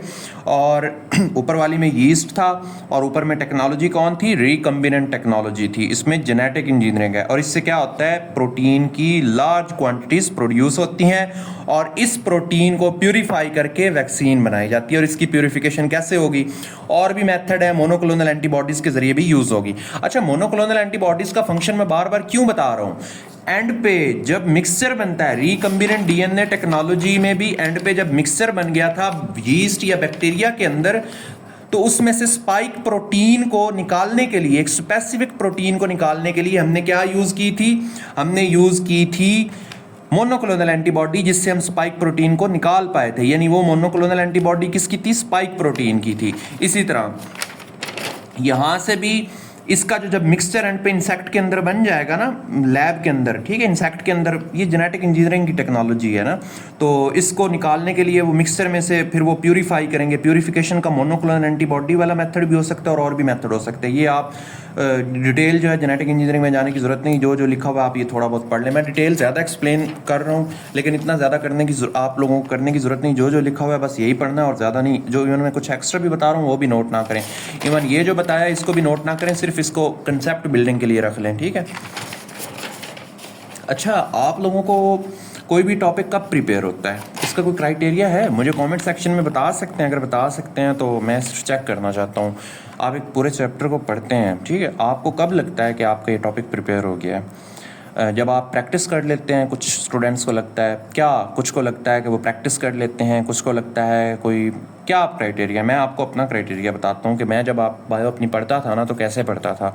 मैं जब बायो पढ़ता था ना अपनी, तो उस टाइम ना मैं अपनी बायो का जब एक चैप्टर कवर करता था, कमरे के अंदर बोर्ड था, बोर्ड और कुछ भी नहीं था, बोर्ड में वो खड़ा हो जाता था, खड़ा होकर ना वो चैप्टर का कोई टॉपिक उठा के समझाने लगता था। जब मुझे लगता था कि मैं ये टॉपिक एक टीचर की तरह समझा रहा हूँ और मैं सही समझा पा रहा हूँ, तब मुझे लगता था मेरी इस चैप्टर की प्रिपरेशन हो चुकी है, और इससे मुझे बहुत बेनिफिट हुआ। आखिरी अटैम्प्ट में मेरे बायो के अंदर कोई एक आध MCQ कोई गलत था। खैर, आप इस तरह पढ़ा करें कि जिस तरह आप किसी को समझा रहे हैं। ये एक छोटी सी गाइडेंस थी ना। इन्फ्लुएंज़ा वैक्सीन को स्टार्ट करते हैं। इन्फ्लुएंज़ा वैक्सीन, कोविड-19 वैक्सीन, उसकी जो वैक्सीन्स होती हैं कोविड-19 की, मलेरिया वैक्सीन और रोटा वायरस वैक्सीन, ठीक है। इन्फ्लुएंज़ा वैक्सीन क्या है, ये किस made using a combination of biotechnological techniques. इसमें ज़्यादा सारी टेक्निक्स लगती हैं, एक टेक्निक नहीं बनती, ये याद रख लें। ये जो मैं पॉइंट्स बता रहा हूँ ना, ये सिंध की बुक में टू द पॉइंट लिखे हुए हैं आगे। Each year World Health Organization identifies, WHO क्या होती है, वर्ल्ड हेल्थ ऑर्गेनाइजेशन होती है ना, जो पूरे कंट्री में, पूरी दुनिया के अंदर काम करती है हेल्थ से रिलेटेड। आइडेंटिफाइज प्रीवैलेंट इन्फ्लुएंजा स्ट्रेन्स, वो इन्फ्लुएंजा की स्ट्रेन्स को क्या करती है, आइडेंटिफाई। वो इन्फ्लुएंजा की स्ट्रेन्स जो क्या काज करती हैं, इन्फ्लुएंजा बीमारी काज करती हैं। And vaccine is produced containing appropriate influenza antigens, तो उन स्ट्रेन्स के अगेंस्ट स्पेसिफिक एंटीजेंस को, जो एंटीजेंस होते हैं ना, स्पेसिफिक एंटीजेंस जो इन्फ्लुएंजा काज करते हैं, ठीक है, उससे क्या बनाई जाती है, वैक्सीन बनाई जाती है, ठीक है, बस simple. It reduces the risk of seasonal flu outbreaks each year, इससे क्या होता है कि वो सीजनल फ्लू खत्म हो जाता है। यानी क्या होता है, वर्ल्ड हेल्थ हु क्या आइडेंटिफाई करती है, इन्फ्लुएंजा की स्ट्रेन्स को आइडेंटिफाई करती है कि किन किन स्ट्रेन के अगेंस्ट हमने वैक्सीन बनानी है, और फिर वो क्या बनाती है, वैक्सीन प्रोड्यूस होती है, और उस वैक्सीन के अंदर इन स्ट्रेन्स के अगेंस्ट जो इन्फ्लुएंजा के एंटीजेंस होते हैं ना, यानी जिनसे वैक्सीन बनती है, वो यूज़ होते हैं। आगे आ जाती हैं कोविड-19 की वैक्सीन, इसमें पिफजर है, बायोएनटेक है, मॉडर्ना है, जॉनसन एंड जॉनसन वैक्सीन का नाम है, ठीक, सॉरी ये इन्होंने बनाई थी, ये मुझे मिस्टेक हो गई है। मैं ये समझ रहा था कि वैक्सीन्स के नाम है, ये वैक्सीन्स के नाम नहीं है। ये जॉनसन, मॉडर्ना, पिप्सर, ये इन्होंने इसको डेवलप की थी, ठीक है। इसमें से कुछ कंपनीज़ हैं और कुछ के नाम हैं। खैर आप इनको भी देख लें एक बार। These vaccines use messenger RNA technology. ये जो तीसरी टेक्नोलॉजी थी ना, ये वाली कौन सी टेक्नोलॉजी यूज़ होती है? Messenger RNA technology to instruct cells to produce spike protein.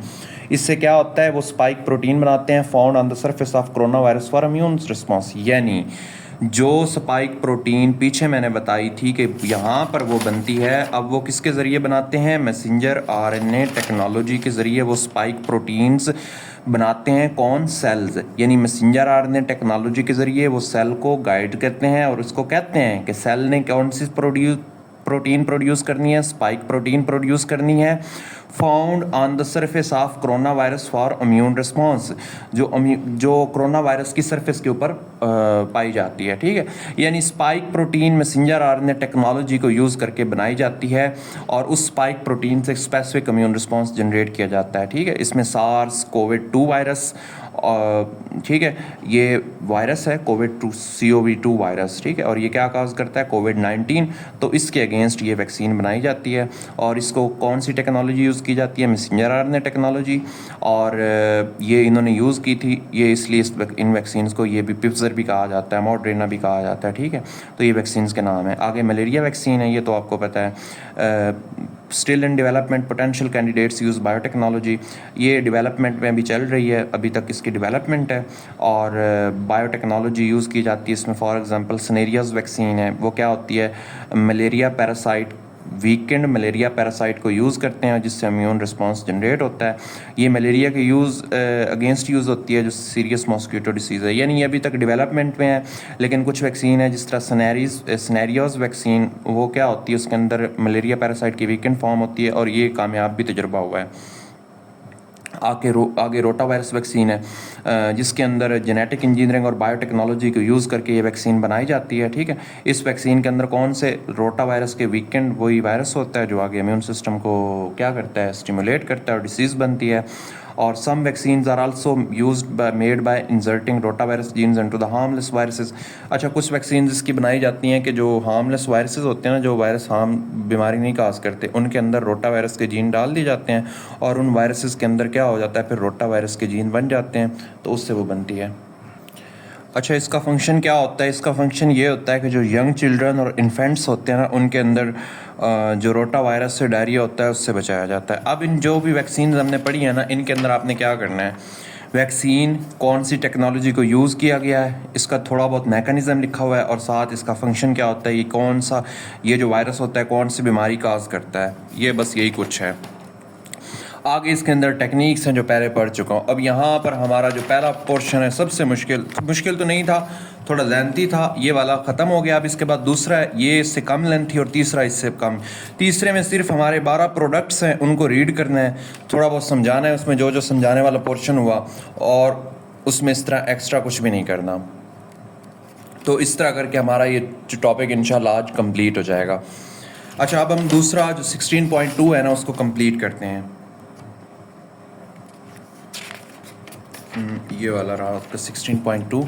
अच्छा, ये जो PDF है ना, ये आप रीड करोगे ना इंशाल्लाह तो आपको आइडिया होगा। आप मुझे इस नंबर पे मैसेज करें, यहाँ पर मैं आपको सेंड कर दूँगा। और बाकी जो आपने बाकी सब्जेक्ट चैप्टर्स के लेने हैं उसका ये है कि आप ले लें, मतलब मुझे वो LMS आपको बाय करना पड़ेगा। 2500 उसकी प्राइस है। आप वो 2000, अगर जो डिज़र्विंग स्टूडेंट्स हैं उनको हम 2000 में भी प्रोवाइड करते हैं, लेकिन ओनली डिज़र्विंग स्टूडेंट्स। अच्छा, अब हम 16.2 को स्टार्ट करते हैं। ये क्या है? इसमें है role played by biotechnology and diagnosis of disease. Disease diagnosis क्या है? बीमारी की तशख़ीस। जो हम उर्दू में लफ्ज़ यूज़ करते हैं ना, बीमारी की, ये वाला तशख़ीस आपने सुना होगा। डायग्नोसिस, पता करना कि कौन सी बीमारी है कौन सी नहीं है उसको। तो इसके अंदर हम दो चीज़ों को यूज़ कर सकते हैं। एक तो हम वही मोनोक्लोनल एंटीबॉडीज़ को यूज़ करेंगे और दूसरा DNA और RNA प्रोब है, ठीक है, ये वाला यूज़ करेंगे। अब सबसे पहले आता है मोनोक्लोनल एंटीबॉडीज़। मोनोक्लोनल एंटीबॉडीज़ का मेरे बारे में मैंने आपको थोड़ा बहुत बताया है क्या होती हैं। ये वो एंटीबॉडीज़ होती हैं जो लैब के अंदर प्रिपेयर की जाती हैं और एंटीजन की प्यूरिफिकेशन में हेल्प करती हैं। ये उसकी बेसिक थी, लेकिन बुक्स के अंदर तो पूरे पैराग्राफ्स दिए हुए हैं ना, तो अब मैं इसकी रीडिंग करता हूँ और रीडिंग करने के साथ साथ आपको समझाता हूँ, ठीक है। इसके अंदर 7 हेडिंग्स मैंने बनाई हैं। एक तो हमारी बॉडी का सबसे पहले नेचुरल इम्यून रिस्पॉन्स क्या होता है। पॉलीक्लोनल एंटीबॉडीज़ जो होती है, ये हमारे जिस्म में जो एंटीबॉडीज़ बनती है ना, ये पॉलीक्लोनल एंटीबॉडीज़ होती हैं। अब ये क्या होती हैं इसके बारे में बताऊँगा। फिर उसके बाद मोनोक्लोनल एंटीबॉडीज़ का इंट्रोडक्शन यहाँ पर बताऊंगा। ये जो मैंने बनाया है ना, ये आपकी बुक के अकॉर्डिंग है, केपीके और सिंध और बलूचिस्तान की बुक में जो लिखा हुआ था उसके अकॉर्डिंग है। आगे हम मोनोक्लोनल एंटीबॉडीज़ की प्रोडक्शन कैपेबिलिटी कितनी होती है। उसके बाद डायग्नोसिस के डिसीज़ डायग्नोसिस में मोनोक्लोनल एंटीबॉडीज़ कैसे यूज़ होती हैं, जो मेन टॉपिक है। उसके बाद मोनोक्लोनल एंटीबॉडीज़ इमेजिंग टेक्निक्स में कैसे यूज़ होती हैं। उसके बाद थेराप्यूटिक और डायग्नोस्टिक इंपॉर्टेंस क्या है। उसके बाद इसकी प्रोडक्शन कैसे की जाती है। सोमैटिक सेल हाइब्रिडाइजेशन एक टेक्निक है, इसके ज़रिए इसको प्रोड्यूस किया जाता है। खैर अभी मैं आपको ये स्टार्ट से कराता हूँ, आपको इसकी समझ आ जाएगी। हम रीड करते हैं नेचुरल इम्यून रिस्पॉन्स यानी पॉलीक्लोनल एंटीबॉडीज़ जो हमारी बॉडी बनाती है। अच्छा, उससे पहले मोनोक्लोनल एंटीबॉडीज़ का तो पता आपको था ना, वो मैंने बताया पीछे कि ये लैब में बनाई जाती हैं और लैब के साथ साथ ये आइडेंटिकल होती हैं, यानी जितनी भी एंटीबॉडीज़ होती हैं ना वो एक जैसी होती हैं, ठीक है। वो होती हैं मोनोक्लोनल, यानी ये आइडेंटिकल एंटीबॉडीज़ होती हैं। इनको हम मोनोक्लोनल एंटीबॉडीज़ इसलिए कहते हैं। अब इसमें हम स्टार्ट कहाँ से करते हैं। ये केपीके की बुक की स्टार्ट की लाइन है मेरा ख्याल में, ये बलूचिस्तान की बुक की। The response of immune system to any antigen, even the simplest, is polyclonal.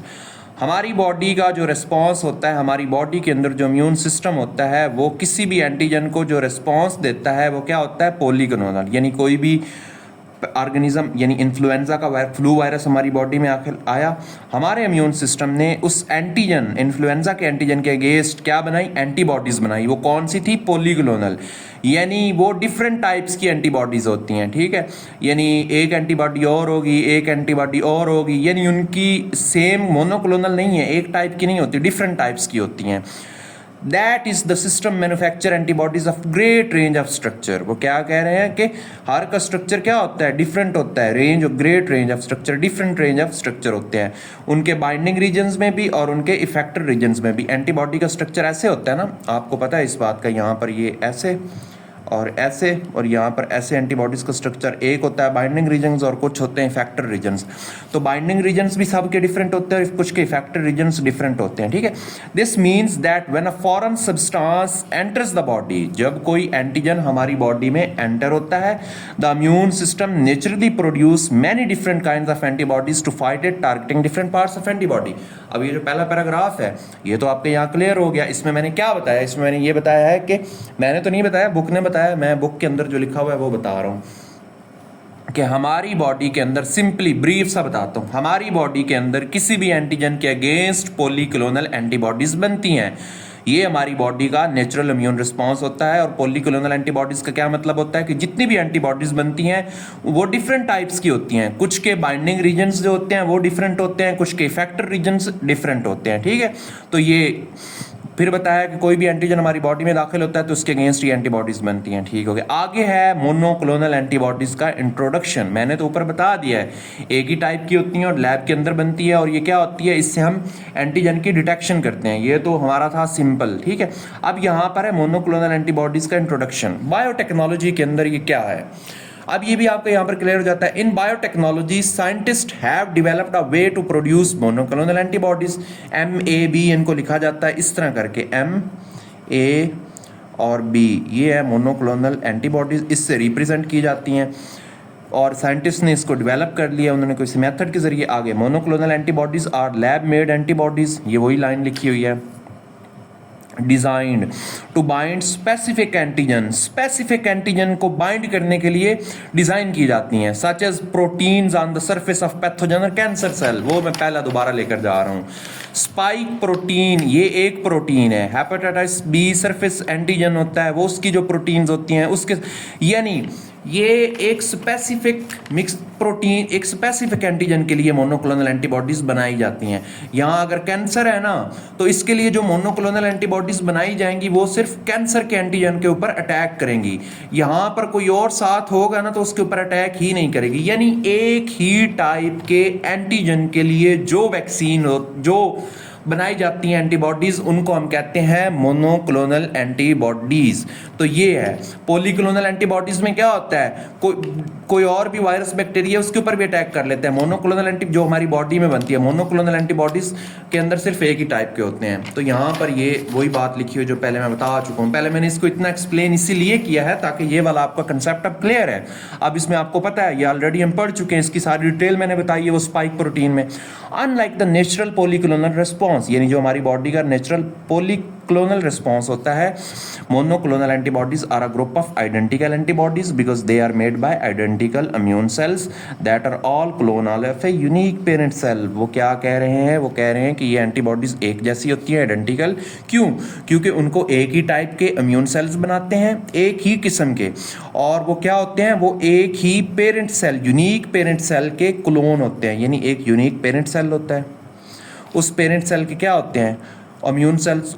उस पेरेंट सेल से क्या बनता है, यूनिक पेरेंट सेल। उससे आगे क्या बनते हैं, एक ही तरह के इम्यून सेल्स बनते हैं। और उन इम्यून सेल, यानी यहाँ पर इसका क्या मतलब है, यहाँ मैं लिख रहा हूँ आपको अगर नज़र आ रहा है तो, एक पेरेंट सेल होता है,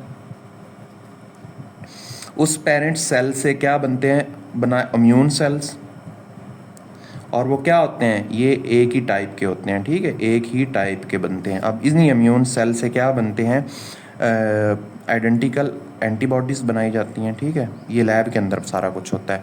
और ये मोनोक्लोनल एंटीबॉडीज़ क्या होती हैं, आइडेंटिकल एंटीबॉडीज़ होती हैं, जो आइडेंटिकल इम्यून सेल्स बनाए जाते हैं उनसे बनती हैं। और आइडेंटिकल इम्यून सेल्स एक यूनिक पेरेंट सेल से बनते हैं। ठीक है, यानी हर चीज़ सेम होती है, एक parent cell, same immune cells और सेम आइडेंटिकल एंटीबॉडीज़ बनती हैं। इस तरह करके ज़्यादा एंटीबॉडीज़ बनती हैं। अब यहाँ पर एक बड़ा इंपॉर्टेंट MCQ है, खैर इंपॉर्टेंट तो अब आपके लिए नहीं होगा, अब आपके माइंडसेट में ये बैठ चुका है। कौन सा भला, कि जो मोनोक्लोनल एंटीबॉडीज़ हैं ये कहाँ पर होती हैं, ये बनाई जाती हैं लैब में। खैर ये तो आपके लिए इजी अब हो गया है। दूसरा, पॉलीक्लोनल एंटीबॉडीज़ कहाँ बनती हैं, ये बॉडी में बनती हैं। और ये क्या होता है, नॉर्मल बॉडी रिस्पॉन्स होता है, नॉर्मल बॉडी रिस्पॉन्स। ठीक हो गया, ये नॉर्मल बॉडी रिस्पॉन्स होता है। अब इसमें और क्या, ये यहाँ पर हो गया। आगे तीसरा इसका देखते हैं, मोनोक्लोनल एंटीबॉडीज़ की प्रोडक्शन कैपेबिलिटी क्या होती है। ये भी इसमें भी वही लिखा हुआ है जो मैं ऊपर, अब ये मैंने जो शुरू में आपको समझाया था ना, वो समझाने का मतलब ये था कि यहाँ पर ज़्यादा एफर्ट ना करनी पड़े। वो कह रहे हैं कि कोई भी सब्सटेंस है ना, कोई भी सब्सटेंस, कोई भी पैथोजन, उसके अगेंस्ट, किसी भी बीमारी का है, उसके अगेंस्ट मोनोक्लोनल एंटीबॉडीज़ प्रोड्यूस की जा सकती हैं। यानी इनकी प्रोडक्शन कैपेबिलिटी बहुत वास्ट होती है। किसी भी सब्सटेंस, किसी भी पैथोजन, एंटीजन के अगेंस्ट मोनोक्लोनल एंटीबॉडीज़ प्रोड्यूस की जा सकती हैं। और वो क्या फिर होती हैं, वो उसी सब्सटेंस से जाकर बाइंड करती हैं। आगे उससे क्या होता है, they can serve to detect और प्योरीफाई दैट सब्सटेंस। उस सब्सटेंस को या तो डिटेक्ट करती हैं या तो प्योरीफाई करती हैं। वो स्पाइक प्रोटीन वाली एग्जांपल आपके माइंड में अब बैठ गई है तो आपके माइंड में कभी भी नहीं निकलेंगी। This has become an important tool in biochemistry. ये कौन से फील्ड में यूज़ हो रहा है, बायोकेमिस्ट्री में, मोलेक्यूलर बायोलॉजी में एंड मेडिसिन के अंदर। ये तीन फील्ड्स हैं जिनके अंदर ये यूज़ होता है। बस ये तीन हो गए। आगे चौथा, ये कितना अब आपके लिए सिंपल है, आपने पीछे लेक्चर लिया है, बिल्कुल आपके पॉइंट रीड करने हैं, आपके कंसेप्ट क्लियर हैं। आगे use of monoclonal antibodies and disease diagnosis. अब इससे हम डिसीज़ की डायग्नोसिस कर सकते हैं, तो वो बताता हूँ वो कैसे होती है। भला ये कैसे हो सकती है, आप सोचिए अपने माइंड में। सिंपल है इसका, मैं ऊपर सारा इसको एक्सप्लेन कर चुका हूँ, डायग्नोसिस ऑफ डिसीज़ कैसे होती है। हम किसी भी एंटीजन को डिटेक्ट करने के लिए उसके अगेंस्ट क्या बनाते हैं, मोनोक्लोनल एंटीबॉडीज़ बनाते हैं। ठीक है, यानी किसी भी एंटीजन को डिटेक्ट करने के लिए क्या बनाते हैं, मोनोक्लोनल एंटीबॉडीज़। अब कोई बीमारी है, फॉर एग्जांपल साइफिलिस एक डिसीज़ है, इसमें साइफिलिस, इसका कोई एंटीजन होता है ना, ये बताएं कौन से बैक्टीरिया से बनती है साइफिलिस डिसीज़, ठीक है। अब इसका जो एंटीजन आपने मुझे कमेंट सेक्शन में बताना है। साइफिलिस के अगेंस्ट इसका कोई एंटीजन तो होता है ना, तो उस एंटीजन को डिटेक्ट करने के लिए साइफिलिस के सब्सटेंस के अगेंस्ट हम मोनोक्लोनल एंटीबॉडीज़ बना लेते हैं। तो वो मोनोक्लोनल एंटीबॉडीज़ की मदद से हमें पता चल जाता है कि कौन सा एंटीजन है साइफिलिस का है। क्यों? क्योंकि वहाँ पर और भी एंटीजन्स होंगे, लेकिन वो मोनोक्लोनल एंटीबॉडीज़ किसके लिए, स्पेशली इसके लिए बनी होंगी, तो स्पेशली आकर इसके ऊपर अटैच होंगी ब्लड में आके, तो फिर ये क्या होगा, उससे हमें पता चल जाएगा कि वो साइफिलिस का है। सिंपल सा था। In disease diagnosis monoclonal antibodies are used to detect these antigen in clinical sample. Blood के अंदर, टिश्यू के अंदर या बॉडी फ्लूइड्स के अंदर हम किसी भी टाइप के एंटीजन्स को डिटेक्ट कर सकते हैं। वो एंटीजन्स कौन से हैं उनको डिटेक्ट कर सकते हैं मोनोक्लोनल एंटीबॉडीज़ के जरिए, क्योंकि मोनोक्लोनल एंटीबॉडीज़ बनाई ही डिटेक्शन के लिए जाती हैं, प्यूरिफिकेशन के लिए या डिटेक्शन के लिए।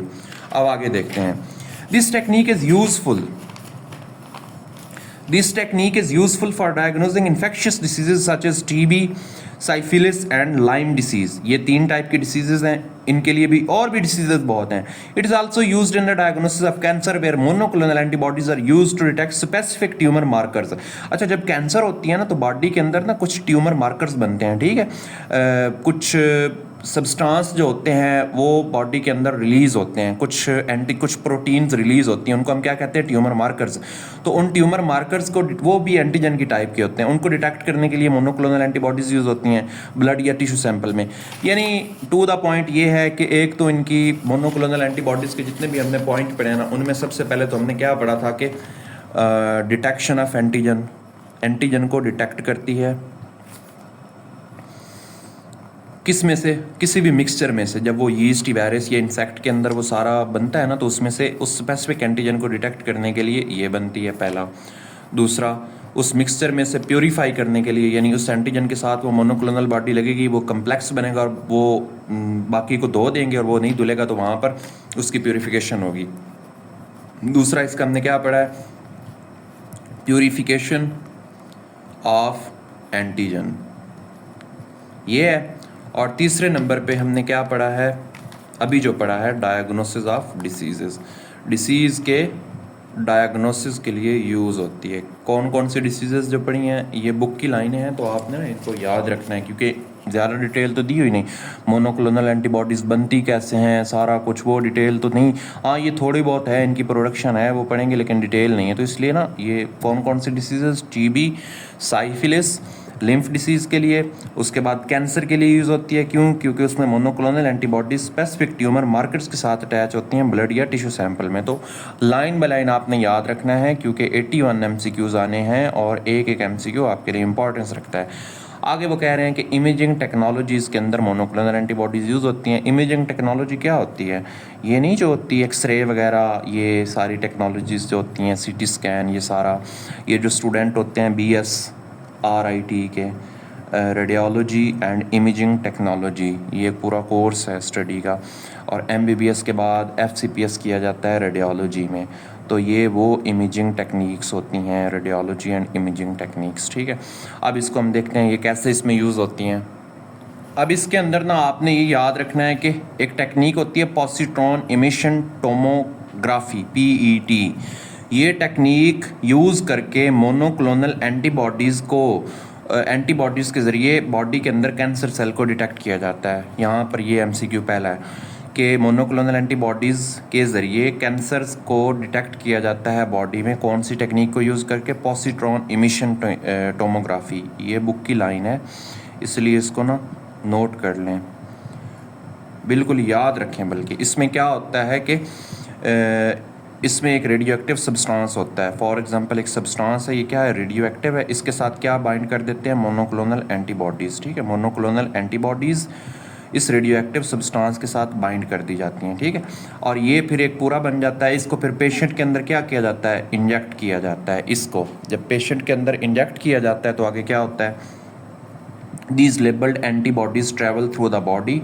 ये फिर एंटीबॉडीज़ क्या करती हैं? बॉडी के अंदर जाती हैं, बाइंड टू कैंसर सेल्स। अब ये एंटीबॉडीज़ किसके लिए डिज़ाइन की गई होती हैं? कैंसर सेल के लिए ना। तो रेडियो एक्टिव सब्सटेंस को ये एंटीबॉडीज़ कहाँ लेकर जाती हैं? उस स्पेसिफिक किस्म के कैंसर सेल के पास लेकर जाती हैं। और फिर वो कैंसर सेल जब रेडियो एक्टिव सब्सटेंस के साथ शो होता है तो उससे क्या होता है, उसकी इमेज डॉक्टर्स को शो हो जाती है। यानी क्या होता है कि रेडियो एक्टिव सब्सटेंस होता है, सोर्स होता है, ठीक है, उसके ज़रिए उसके साथ हम क्या लगाते हैं, मोनोक्लोनल एंटीबॉडी। अब ये मोनोक्लोनल एंटीबॉडी किसके लिए बनाई गई, कैंसर सेल्स के लिए। तो ये जैसे ही बॉडी के अंदर जाते हैं, ये मोनोक्लोनल एंटीबॉडी इस रेडियो एक्टिव सोर्स को, सब्सटेंस को कहाँ लेकर जाती है, बॉडी के अंदर लेकर जाती है, और बॉडी के अंदर उस जगह पर लेकर जाती है जहाँ पर कैंसर होती है, ठीक है। तो ये उस कैंसर के पास लेकर जाती है। तो आगे फिर क्या होता है, वो रेडियो एक्टिव सब्सटेंस इस कैंसर की शक्ल डॉक्टर्स को दिखाता है, जिससे फिर वो लोकेशन और उसकी विजुअलाइजेशन सारा पता चल जाता है, उसको डिटेक्ट करते हैं। ये इसकी एक टेक्निक है। आगे थेराप्यूटिक और डायग्नोस्टिक इंपॉर्टेंस है इसकी। ये कुछ इसके एक्स्ट्रा रोल हैं कि ये डायग्नोसिस के लिए तो यूज़ होती ही होती हैं, इमेजिंग टेक्निक में भी यूज़ होती है। आगे ये कहाँ यूज़ हो सकती है, थेराप्यूटिकली, ठीक है, टू प्रोटेक्ट अगेंस्ट डिसीज़ के अगेंस्ट प्रोटेक्ट भी करती हैं। थेराप्यूटिक यूज़ क्या होता है, ये जितनी भी हम फार्मेसी की मेडिसिन लेते हैं ना, ये क्या होती हैं, थेराप्यूटिक यूज़ होता है, यानी ये उस डिसीज़ से प्रोटेक्शन होती है थेराप्यूटिकली। आगे further more they can detect the presence of drugs की presence, viral and bacterial products and other unusual abnormal substance in the blood के अंदर ये किस किस चीज़ को डिटेक्ट करती हैं, ड्रग्स को, वायरल को, बैक्टीरियल प्रोडक्ट्स को, और उसके बाद अनसीन या एबनॉर्मल सब्सटेंसेस को ब्लड के अंदर। ये मोनोक्लोनल एंटीबॉडीज़ का बहुत ज़्यादा रोल है। आगे इसकी प्रोडक्शन कैसे होती है, ये इसकी एक डायग्राम बनी है केपीके की बुक में, मैं आपको वो भी दिखाता हूँ। ये जो हाइब्रिडाइजेशन टेक्नोलॉजी है ना, hybridoma technology, somatic cell hybridization, इसको मैं यहाँ पर पहले एक्सप्लेन करता हूँ, फिर इसकी डायग्राम दिखाता हूँ, फिर ये जो लिखा हुआ है ना इसकी आपको समझ आ जाएगी। इसमें क्या होता है कि एक चूहा लेना है, माउस। मुझे रियल डायग्राम तो सही से बनाना नहीं आती, मैं खाली इसको माउस ही कह रहा हूँ, ठीक है। ये माउस है, ठीक है। इसके अंदर एक स्पेसिफिक एंटीजन हमने डालना है, ठीक है। ये माउस है, इसके अंदर हमने क्या डाल दिया, एक एंटीजन। ये माउस था, इसके अंदर हमने एक एंटीजन डाल दिया, ठीक है। अब जो माउस का इम्यून सिस्टम है, ये जो माउस पूरा है ना, इसका इम्यून सिस्टम इस एंटीजन के अगेंस्ट क्या बनाता है, इस एंटीजन के अगेंस्ट बी लिम्फोसाइट बनाना स्टार्ट कर देता है। ये माउस क्या यहाँ पर बनाता है, बी लिम्फोसाइट। अब ये बी लिम्फोसाइट क्या होते हैं, जो एंटीबॉडीज़ बनाते हैं। एक बी सेल्स होते हैं और एक टी सेल्स होते हैं। ये जो बी लिम्फोसाइट्स होते हैं क्या बनाते हैं, एंटीबॉडीज़ बनाते हैं उस एंटीजन के अगेंस्ट। बेसिकली ये एंटीबॉडी प्रोड्यूसिंग सेल्स होते हैं, ये वाले जो बी लिम्फोसाइट्स होते हैं। और ये कहाँ बनते हैं, ये बनते हैं स्प्लीन के अंदर, माउस के स्प्लीन के अंदर ये बनते हैं। यानी हमने चूहा लिया, माउस लिया, उसके अंदर हमने क्या डाला, एंटीजन डाला, फॉरेन सब्सटेंस डाला, साइंटिस्ट ने डाला, हमने तो नहीं डाला, हमने तो पढ़ा सिर्फ उनका डाला हुआ। अच्छा, हमने ये डाला, उसके बाद क्या हुआ, उस एंटीजन के अगेंस्ट स्प्लीन के अंदर, माउस के स्प्लीन के अंदर बी लिम्फोसाइट्स यानी एंटीबॉडी प्रोड्यूसिंग सेल्स बनना स्टार्ट हो गए। ये बी लिम्फोसाइट कहाँ पर बने, इस स्प्लीन में बने, और ये क्या होते हैं, इनसे एंटीबॉडीज बनती हैं, ठीक है। अब इसके बाद साइंटिस्ट ने क्या किया, साइंटिस्ट ने इस स्प्लीन को यहाँ से निकाल लिया। उन्होंने स्प्लीन को माउस में से निकाल लिया, माउस का कत्लेआम उन्होंने किया, शरेआम कत्लेआम उन्होंने माउस का किया, और उसमें से उन्होंने स्प्लीन को निकाल लिया। अब इस स्प्लीन के अंदर क्या है, इसके अंदर बी लिम्फोसाइट्स हैं, ये जो ऊपर मैंने बताया ना, ये वाले। उन्होंने इस स्प्लीन को निकाला और इस स्प्लीन के अंदर क्या है, बी लिम्फोसाइट्स हैं। अब वो क्या करते हैं, इस स्प्लीन के साथ यानी वो स्प्लीन जिसके अंदर बी लिम्फोसाइट्स हैं, साथ क्या बनाते हैं, माइलोमा सेल्स। अब ये माइलोमा सेल्स क्या होते हैं, ये बेसिकली कैंसर सेल्स होते हैं, यानी कैंसर बी सेल्स जिसको हम कहते हैं। ये एंटीबॉडीज़ तो नहीं बनाते। कैंसर सेल्स आपको पता है ना कि डिवाइड 1 से 2, 2 से 4 डिवाइड होते रहते हैं, मतलब कभी रुकते ही नहीं, डिवीजन इनकी डिवाइड होते रहते हैं, लेकिन ये एंटीबॉडीज़ तो नहीं बनाते। तो इन्होंने माइलोमा सेल्स जो डिवाइड होते रहते हैं और स्प्लीन, इन दोनों को आपस में मिला दिया। उस स्प्लीन को एक्सट्रैक्ट किया, स्प्लीन के साथ माइलोमा सेल्स उन्होंने मिला दिया। अब क्या हुआ, अब ये इन दोनों का जो कम्बिनेशन है, स्प्लीन का और माइलोमा का, इस दोनों के कम्बिनेशन को क्या कहते हैं, सोमैटिक सेल हाइब्रिडाइजेशन कहते हैं। ये थी आपकी सोमैटिक सेल हाइब्रिडाइजेशन, इसी को हाइब्रिडोमा कहा जाता है। अब इसमें जो केपीके की बुक में डायग्राम दी है वो भी मैं एक्सप्लेन करता हूँ। अब क्या उन्होंने किया है, स्प्लीन के जो बी सेल्स हैं जो एंटीबॉडीज बनाते हैं उनको किसके साथ मिला दिया है, माइलोमा सेल्स के साथ, यानी कैंसरस बी सेल्स के साथ। और इन दोनों को उन्होंने आपस में किसके ज़रिए मिलाया है, कुछ केमिकल्स होते हैं, फॉर एग्जांपल पीईजी एक केमिकल होता है जो बायोटेक्नोलॉजी में यूज़ होता है, इसको यूज़ करके उन्होंने इन दोनों को आपस में मिला दिया, इनकी क्या हो गई, फ्यूजन हो गई। और इस पूरे जो फ्यूज्ड इस टेक्नोलॉजी को प्रोसेस को क्या कहा, सोमैटिक सेल हाइब्रिडाइजेशन। और स्प्लीन के बी सेल्स और ये माइलोमा सेल्स, इन दोनों के कम्बिनेशन को आपस में क्या कहा जाता है, हाइब्रिडोमा, हाइब्रिडोमास, इनको हाइब्रिडोमास कहा जाता है। यहाँ तक क्लियर हो गया। अब ये हाइब्रिडोमास क्या करते हैं, ये आगे हाइब्रिडोमास की हेल्प से साइंटिस्ट डिज़ायर्ड एंटीबॉडीज़ बनाते हैं, ठीक है, डिज़ायर्ड एंटीबॉडीज़ बनती हैं और इसी की मदद से आगे जाके क्या होता है, मोनोक्लोनल एंटीबॉडीज़ बनती हैं। तो मोनोक्लोनल एंटीबॉडीज़ कैसे बनती हैं, मोनोक्लोनल एंटीबॉडीज़ में हम माउस को पकड़ते हैं, उसके अंदर एंटीजन डालते हैं, उसके स्प्लीन सेल के अंदर बी लिम्फोसाइट बनते हैं जो एंटीबॉडी प्रोड्यूसिंग सेल्स होते हैं। अब क्या होता है, वो स्प्लीन को चूहे में से निकाल लेते हैं, उसका कत्लेआम कर देते हैं, स्प्लीन को उसमें से निकाल के क्या करते हैं, स्प्लीन के जो बी सेल्स होते हैं इनके साथ माइलोमा सेल्स को मिला देते हैं। बी सेल्स क्या बनाते हैं, एंटीबॉडीज़ बनाते हैं और माइलोमा सेल आगे डिवाइड होते रहते हैं, यानी आगे इनकी डिवीजन होती रहती है और साथ एंटीबॉडीज भी बनती रहती हैं। इसलिए माइलोमा सेल्स यूज होते हैं कि इनसे हम ज़्यादा सारी आइडेंटिकल एंटीबॉडीज बना सकते हैं। इस टेक्निक को सोमैटिक सेल हाइब्रिडाइजेशन कहा जाता है और इस दोनों के मिक्सचर को, कम्बिनेशन को हाइब्रिडोमा कहा जाता है। इसके लिए जो केमिकल यूज होता है ये पीईजी यूज होता है। ये बस अब इसका नाम याद रखने आगे करने की जरूरत नहीं है। अच्छा, ये बुक में भी नहीं लिखा हो, वैसे बता रहा हूँ। और ये हाइब्रिडोमास क्या होते हैं, आगे डिजायर्ड एंटीबॉडीज बनाते हैं, यानी मोनोक्लोनल एंटीबॉडीज इससे बनती हैं और इस तरह करके ये सारा काम हमारा होता है। अब इसकी जो डायग्राम है मैं ये एक्सप्लेन कर दूँ यहाँ दूसरे मोबाइल में। हाँ, ये वाली जो डायग्राम है ना, ये केपीके की बुक में दी हुई है, इसको मैं यहाँ पर एक्सप्लेन करता हूँ।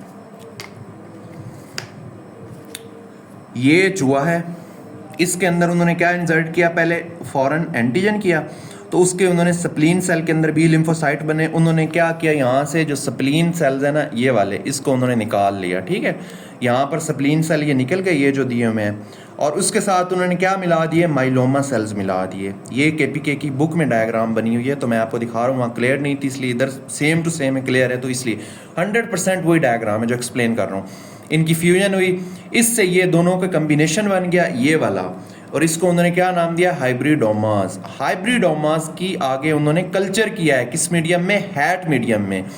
ये वाला इंपॉर्टेंट लाइन है, यहाँ पर मैं लिख देता हूँ कि कौन सा मीडियम यूज़ करते हैं, हैट, ये हैट मीडियम, ये डायग्राम में दिया हुआ है, ये बहुत इंपॉर्टेंट है। यहाँ से वो टफ एमसीक्यू बना सकते हैं जो 50% टफ नहीं बनने। हैट मीडियम का क्या यूज़ होता है, इसको कल्चर किया जाता है हाइब्रिडोमास को, ठीक है। हाइब्रिडोमास के कल्चर के लिए कौन सा मीडियम यूज होता है, हैट मीडियम, और हैट मीडियम को यूज करके मोनोक्लोनल एंटीबॉडीज बनती हैं। ये सिंपल सी डायग्राम थी जो उधर बनी हुई थी और मैंने आपको कर दी है एक्सप्लेन। यहाँ पर हमारा ये वाला टॉपिक हो जाता है कंप्लीट, मोनोक्लोनल एंटीबॉडीज वाला। इसके बाद हम आगे जाएंगे डीएनए आरएनए प्रोब पे। खैर इसके ऊपर रीड कर लेता हूँ ताकि आप लोगों का ये शिकवा न रहे कि सर ने इसको रीड नहीं किया। The production of monoclonal antibodies typically involve special technique. Monoclonal antibodies are made by fusing myeloma cells, cancerous B lymphocytes with spleen cells from a mouse that has been immunized with the desired antigen, जिसके अंदर एक desired antigen डाला जाता है, ठीक है। अब हमने मोनोक्लोनल एंटीबॉडीज किसी बीमारी की बनानी है तो उस बीमारी का एंटीजन हम चूहे के अंदर डाल देंगे, सिंपल सी बात। हमने कैंसर की बनानी है तो कैंसर का एंटीजन डाल देंगे। हमने किसी भी चीज़ की बनानी है तो उसके अंदर कैंसर का एंटीजन, यहाँ पर जो एंटीजन हमने डालना है ना उस टाइप की हम यहाँ पर मोनोक्लोनल एंटीबॉडीज बना लेंगे। यहाँ पर फॉर एग्जांपल मैंने वो कोविड की बनानी है तो कोविड का एंटीजन डाल देंगे, तो एंड पे आकर वो मोनोक्लोनल एंटीबॉडीज कोविड की बन जाएंगी। This fusion create hybridoma cells that can both divide indefinitely. उससे क्या होता है, माइलोमा सेल की वजह से वो डिवाइड ही होते रहते हैं और प्रोड्यूस डिजायर्ड एंटीबॉडीज, ठीक है। This technique create hybrid cells, it is called somatic cell hybridization. और इनकी जो हाइब्रिडोमास बनता है ना, जो दोनों के कम्बिनेशन है, उसको कल्चर कौन से मीडियम में किया जाता है, हैट मीडियम में। ये बहुत इंपॉर्टेंट एमसीक्यूज और छुपा हुआ एमसीक्यूज है, केपीके की बुक में डायग्राम दी हुई है वहाँ पर था। खैर अब हम डीएनए आरएनए प्रोब्स करते हैं। ये इतना इंपॉर्टेंट है, लिखा हुआ है, ये इतना लंबा नहीं है, इसको थोड़ा थोड़ा करके कर लेंगे। इसके डेफिनेशन, प्रोब क्या होता है, इसकी डेफिनेशन देखेंगे, और इसका working mechanism, disease diagnosis, example, labelling क्या होती है, एक्यूरेट डिटेक्शन क्या होती है, और प्रीनेटल डायग्नोसिस में यूज़ होता है। खैर स्टार्ट करते हैं। What is probe? अब प्रोब की ना 3 डेफिनेशन दी हुई हैं, एक सिंध बुक में, एक बलूचिस्तान की बुक में और एक केपीके की बुक में। सिंध की बुक में जो डेफिनेशन दी हुई है वो क्या है? In biotechnology a probe is a fluorescent और radioactive labelled fragment of DNA और आरएनए। ये जो डीएनए होता है ना, ये वाला, इसका एक फ्रेगमेंट होता है, यहाँ से ये एक हिस्सा होता है जो क्या होता है, फ्लोरिसेंट होता है या रेडियोएक्टिव लेबल्ड होता है, लेबल किया होता है। और इसकी लेंथ कितनी होती है? 100 से 1000 बेसिस लॉन्ग। इसकी बेसिस कितनी होती है? 100 ये से 1000 बेसिस इसकी लेंथ होती है। यानी बेसिस क्या होती हैं? वो adenine, thiamine, cytosine, uracil, guanine, ठीक है, ये एडेनिन और थायामीन का कम्बिनेशन होता है, और गवानीन और साइटोसिन का मैंने याद रखा था एट गर्ल्स कॉलेज, तो इससे वो याद रख लें। खैर ये जो बेसिस होती हैं ना, इस तरह करके 100 या 1000 बेसिस क्या बनाती हैं? प्रोब बनाती हैं। और प्रोब क्या होता है? एक डीएनए या आरएनए का एक हिस्सा होता है, एक पार्ट होता है, ठीक है। और वो क्या पार्ट होता है? फ्लोरिसेंट या रेडियो एक्टिव लेबल्ड फ्रेगमेंट होता है, ठीक है। कौन सा? फ्लोरिसेंट होता है या रेडियो एक्टिव लेबल्ड फ्रेगमेंट। अब ये आप बेशक खुद सर्च कर लेना, फ्लोरिसेंट और रेडियो एक्टिव लेबल्ड क्या होता है, ये जो स्टेनिंग वगैरह नहीं होती, खैर आप इसको खुद सर्च करना। अब यहाँ पर बलूचिस्तान की बुक में इसकी डेफिनेशन क्या दी है? प्रोब इज अ फ्लोरिसेंट और radio active labelled piece of DNA of variable. ये भी सेम टू सेम है। केपीके की बुक में क्या दी हुई है? The probes are small molecules designed to bind to specific DNA और आरएनए सीक्वेंसेस। ये इस बुक में ये डेफिनेशन दी हुई है कि ये स्मॉल मॉलिक्यूल्स होते हैं और बेसिकली डीएनए या आरएनए के मॉलिक्यूल्स ही होते हैं, और इनके अंदर डीएनए और आरएनए की सीक्वेंसेस ही होती हैं। और इससे क्या होता है कि हम डीएनए और आरएनए की सीक्वेंसेस बना सकते हैं। क्यों? क्योंकि ये उन्हीं का पार्ट होते हैं और उससे उनकी सीक्वेंस बन जाती है। ये इसकी डेफिनेशंस थी। अब इसकी सिंपल जो कंक्लूजन है वो ये है कि ये डीएनए या आरएनए का एक labelled fluorescent radio active labelled fragment होता है, और इसकी लेंथ कितनी होती है? 10 से 1000 बेसिस 100 से। इसका मैकेनिज्म क्या होता है? which is used, सिंध की बुक में क्या लिखा हुआ है? which is used in DNA or RNA samples to detect the presence of nucleotide sequences that are complementary to the sequence of the probe। इसकी ज़्यादा डिटेल नहीं दी हुई। वर्किंग मैकेनिज्म इसका क्या है कि हम किसी, ये हमारे पास डीएनए या आरएनए का क्या होता है? फ्रेगमेंट होता है, ठीक है। अब उस फ्रेगमेंट के अंदर बेसिस की एक होती है, जिस तरह फॉर एग्जांपल एक फ्रेगमेंट है, उसके अंदर क्या है? एक है एडेनिन और थायामीन का कम्बिनेशन है, और एक में साइटोसिन और गवानीन का है, ठीक है, साइटोसिन और गवानीन का। ये हमारे पास डीएनए या आरएनए का एक प्रोब है, ठीक है। उसके अंदर इस टाइप की बेसिस लगी हुई हैं, ठीक है, इस सीक्वेंस की। अब किसी भी दूसरे डीएनए या आरएनए को डिटेक्ट करने के लिए ये वाला हम प्रोब यूज़ करेंगे। क्यों? क्योंकि ये उसके साथ बाइंड होगा। यानी आपने फॉर एग्जांपल किसी भी बैक्टीरिया या वायरस के डीएनए या आरएनए को डिटेक्ट करना है, तो उसके अंदर हम ये वाला प्रोब डालेंगे जिसके अंदर ये होगा।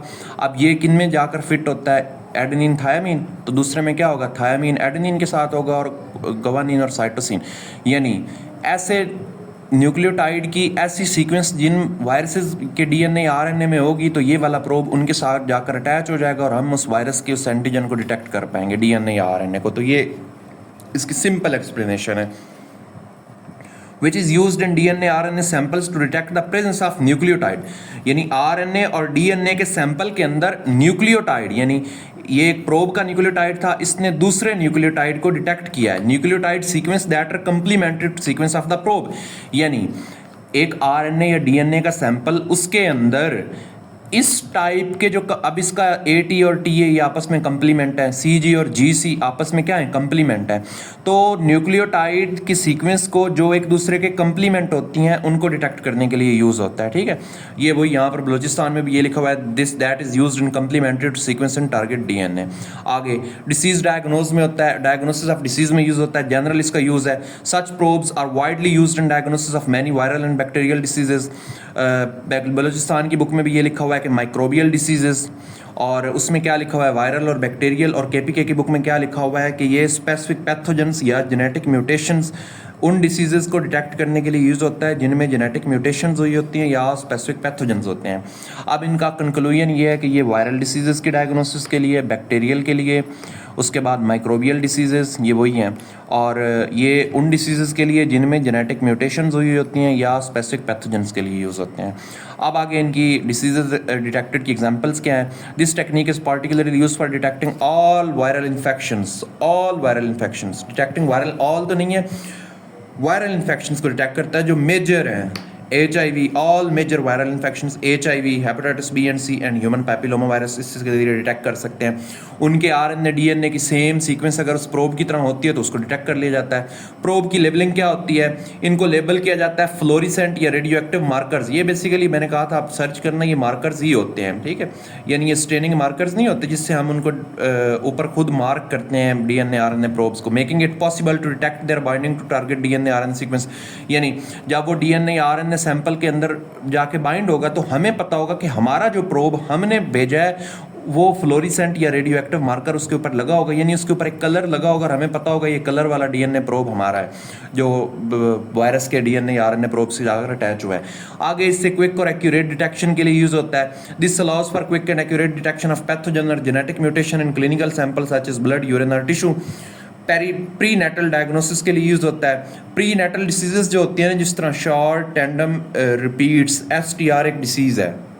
ये वो डिसीज़ होती हैं जब बेबी होता है ना वॉर्म के अंदर, ठीक है, माँ के पेट के अंदर होता है, तो वहाँ पर जब डिसीज़ होती हैं उनको प्री नेटल डिसीज़ होती हैं, तो ये उनको डिटेक्ट करने के लिए यूज़ होता है, जिस तरह शॉर्ट टेंडम रिपीट्स। उसके बाद कुछ डिसीज़ डाउन सिंड्रोम भी आई थिंक वहाँ पर होती है तो उसके लिए, लेकिन ये बुक के अंदर आपका ये लिखा हुआ है शॉर्ट टेंडम रिपीट्स। अब यहाँ पर होगा कि शॉर्ट टेंडम रिपीट्स STR की डिसीज़ को डिटेक्ट करने के लिए क्या यूज़ करते हैं हम, DNA RNA प्रोब्स। ये MCQ बन सकता है। आगे ये वाला टॉपिक आपके सिलेबस में इंक्लूड नहीं है, यहाँ पर आप देख सकते हैं उन्होंने DNA RNA प्रोब में सिर्फ ये दो कहे हैं, डिसीज़ डायग्नोसिस में प्रोब्स और मोनोक्लोनल एंटीबॉडीज़। तो अब ये वाला जो टॉपिक है ये आपने खुद रीड कर लेना है, इसके ऊपर मैं आपका टाइम वेस्ट नहीं करता, जो करना चाहे कर सकता है, जो नहीं करना चाहता इसके नोट्स मैं आपको प्रोवाइड कर दूंगा, लेकिन इसको कर लेना। यानी प्रोटोजोआ हेलमिंथीज के अगेंस्ट यूज़ होती हैं, ये सेम ही ऊपर DNA RNA प्रोब की तरह है। अब आगे हमारा जो तीसरा लास्ट है, ये इतना लेंथी नहीं होगा, 12 के 12 प्रोडक्ट्स हैं, ये आपने फिंगर टिप्स पे करने हैं क्योंकि ये वो प्रोडक्ट हैं जो डिसीज़ के ट्रीटमेंट के लिए यूज़ होते हैं। पीछे हमने क्या पढ़ा है, हमने पीछे पढ़ा है डिसीज़ डायग्नोसिस, ये हमने पढ़ा है डायग्नोसिस। अब हमने क्या पढ़ना है, ट्रीटमेंट। डायग्नोसिस के लिए कौन से दो टेक्निक्स थी और इसके लिए 12 प्रोडक्ट्स हैं। ये दो एक थी मोनोक्लोनल एंटीबॉडी और प्लस DNA RNA प्रोब, और ट्रीटमेंट के लिए 12 प्रोडक्ट्स हैं जो मैंने कहाँ से लिए हैं। पहले 5 प्रोडक्ट्स जो हैं वो सिन की बुक से लिए हैं और अगले जो 7 प्रोडक्ट्स हैं वो A लेवल की बुक पे हैं। अब आगे इसको स्टार्ट करते हैं। सबसे पहली है रिकम्बिनेंट प्रोटीन्स, दूसरी monoclonal antibodies, vaccine, gene therapy product, stem cell therapies, human insulin. आगे human growth hormone, thyroid stimulating hormone, factor 8, adenosine deaminase, human antithrombin, human alpha antitrypsin. अच्छा एक और बात मैं बताऊं, ये 5 जो है ना, ये 5 तो सिंध की बुक में इनकी एक्सप्लेनेशन भी साथ साथ दी हुई है, बॉक्स के अंदर टेबल दिया हुआ है वहाँ पर दी हुई है। ये A लेवल की बुक में अंदर ना आगे इनके सिर्फ नाम लिखे हुए हैं, तो अगर तो आप इनके सिर्फ नाम याद करना चाहें तो कर सकते हैं, लेकिन एक और बुक मेरे पास पड़ी है जेनेटिक इंजीनियरिंग की, वहाँ से मैंने इनके थोड़े बहुत फंक्शन वगैरह भी देखे हैं। अच्छा, रिकम्बिनेंट प्रोटीन्स क्या होती हैं? Production of protein using recombinant DNA technology for treating diseases like diabetes, growth hormone deficiency and anaemia. यानी रिकम्बिनेंट प्रोटीन्स को कैसे बनाया जाता है? रिकम्बिनेंट DNA टेक्नोलॉजी के जरिए, और ये किसके लिए यूज होती है? डायबिटीज, ग्रोथ हार्मोन डेफिशिएंसी और एनीमिया। यहाँ पर 4 MCQs बनते हैं, 3 डिसीजेस की ट्रीटमेंट के लिए और एक ये रिकम्बिनेंट DNA टेक्नोलॉजी से बनाई जाती हैं। आगे मोनोक्लोनल एंटीबॉडीज, इनको बताने की जरूरत नहीं है, फिर भी पढ़ लेता हूँ। Lab made antibodies design to target specific antigen used for treating diseases such as cancer, rheumatoid arthritis, multiple sclerosis, इन 3 बीमारियों के ट्रीटमेंट के लिए यूज़ होती है। आगे ये वही they work by blocking specific disease pathways or making abnormal cells for destruction by immune system. अब ये पिछले था इसकी डायग्नोसिस, अब इसका है ट्रीटमेंट। मोनोक्लोनल एंटीबॉडीज ट्रीटमेंट पे भी यूज़ होती हैं। They work by blocking specific disease pathways को ब्लॉक करती हैं, यानी बीमारी होने का जो भी पैथवे होता है ना उसको ये ब्लॉक कर देती हैं, या एबनॉर्मल सेल्स बनाती हैं। Immune system making abnormal cells for destruction by immune system, यानी इम्यून सिस्टम क्या बनाता है, एबनॉर्मल सेल्स बनाता है, और किसकी हेल्प से, मोनोक्लोनल एंटीबॉडीज़ की हेल्प से बनाता है, जिससे वो बीमारी ख़त्म हो जाती है। सो यहाँ पर एक एमसीक्यू याद रखने को, और एमसीक्यू बड़ा इंपॉर्टेंट है। मोनोक्लोनल एंटीबॉडीज़ 2 तरह यूज़ होती हैं। मेरी हैंड राइटिंग अच्छी नहीं है, थोड़ी नॉर्मली है, समझ आ जाएगी आपको। पहली है ये डायग्नोसिस में भी यूज़ होती है, और दूसरी ये ट्रीटमेंट में भी यूज़ होती है। और 3 बीमारियों का ट्रीटमेंट दिया हुआ है ऐसे इनकी बुक में, मल्टीपल स्क्लेरोसिस, रूमेटॉइड आर्थराइटिस और कैंसर। आगे वैक्सीन्स है, ये कौन सी टेक्नोलॉजी से बनती है, रिकम्बिनेंट डीएनए टेक्नोलॉजी से। इससे इम्यून सिस्टम की स्टिमुलेशन होती है। कौन कौन से, influenza, hepatitis B, human papilloma virus, इनके अगेंस्ट होती है, ठीक है। आगे जीन थेरेपी प्रोडक्ट्स हैं। जीन थेरेपी का आपको पता है कि जीन के रिप्लेसमेंट के ज़रिए होते हैं। अच्छा, development of gene therapy products to treat genetic disorders. इससे कौन से जेनेटिक डिसऑर्डर होते हैं, बाय रिप्लेसिंग और रिपेयरिंग डिफेक्टिव जीन से। या तो जीन को रिप्लेस किया जाता है जो ख़राब जीन हो चुका हो, या उसकी रिपेयर की जाती है, ठीक है, रिपेयरिंग की जाती है। टारगेटिंग डिसीजेस कौन कौन सी, cystic fibrosis, muscular dystrophy and sickle cell anaemia, ठीक है, sickle cell anaemia, muscular dystrophy and. अच्छा, एक और है, एक टॉपिक है जीन थेरेपी, और उसमें है आगे है वो है सिस्टिक फाइब्रोसिस। ये वाला टॉपिक आपके सिलेबस में इंक्लूड ही नहीं है। क्यों? क्योंकि यहाँ पर आप देखें उन्होंने कहा है प्रोडक्ट्स कौन से हैं, तो प्रोडक्ट्स बताए हैं, उसमें डिसीज डायग्नोसिस में जो वो हैं, उन्होंने ट्रीटमेंट किसी भी जगह पे नहीं लिखा। हाँ, उन्होंने ये कहा है कि प्रोडक्ट कौन से बायोटेक्नोलॉजिस्ट ने बनाए हैं जो डिसीज ट्रीटमेंट में यूज़ होते हैं, तो वो प्रोडक्ट्स बताने हैं, ठीक है। अब ये प्रोडक्ट्स के अंदर जो सिस्टिक फाइब्रोसिस डिसीज़ है उनकी एक्सप्लेनेशन वो सारा आपके सिलेबस में इंक्लूड नहीं है। जीन थेरेपी का मैं आपको ये कहूँगा कि आप अपने बोर्ड की बुक से जो पैराग्राफ दिए हुए हैं कंप्लीट, उसको एक रीडिंग दे लेना, लेकिन ये आपके सिलेबस में इंक्लूड नहीं है।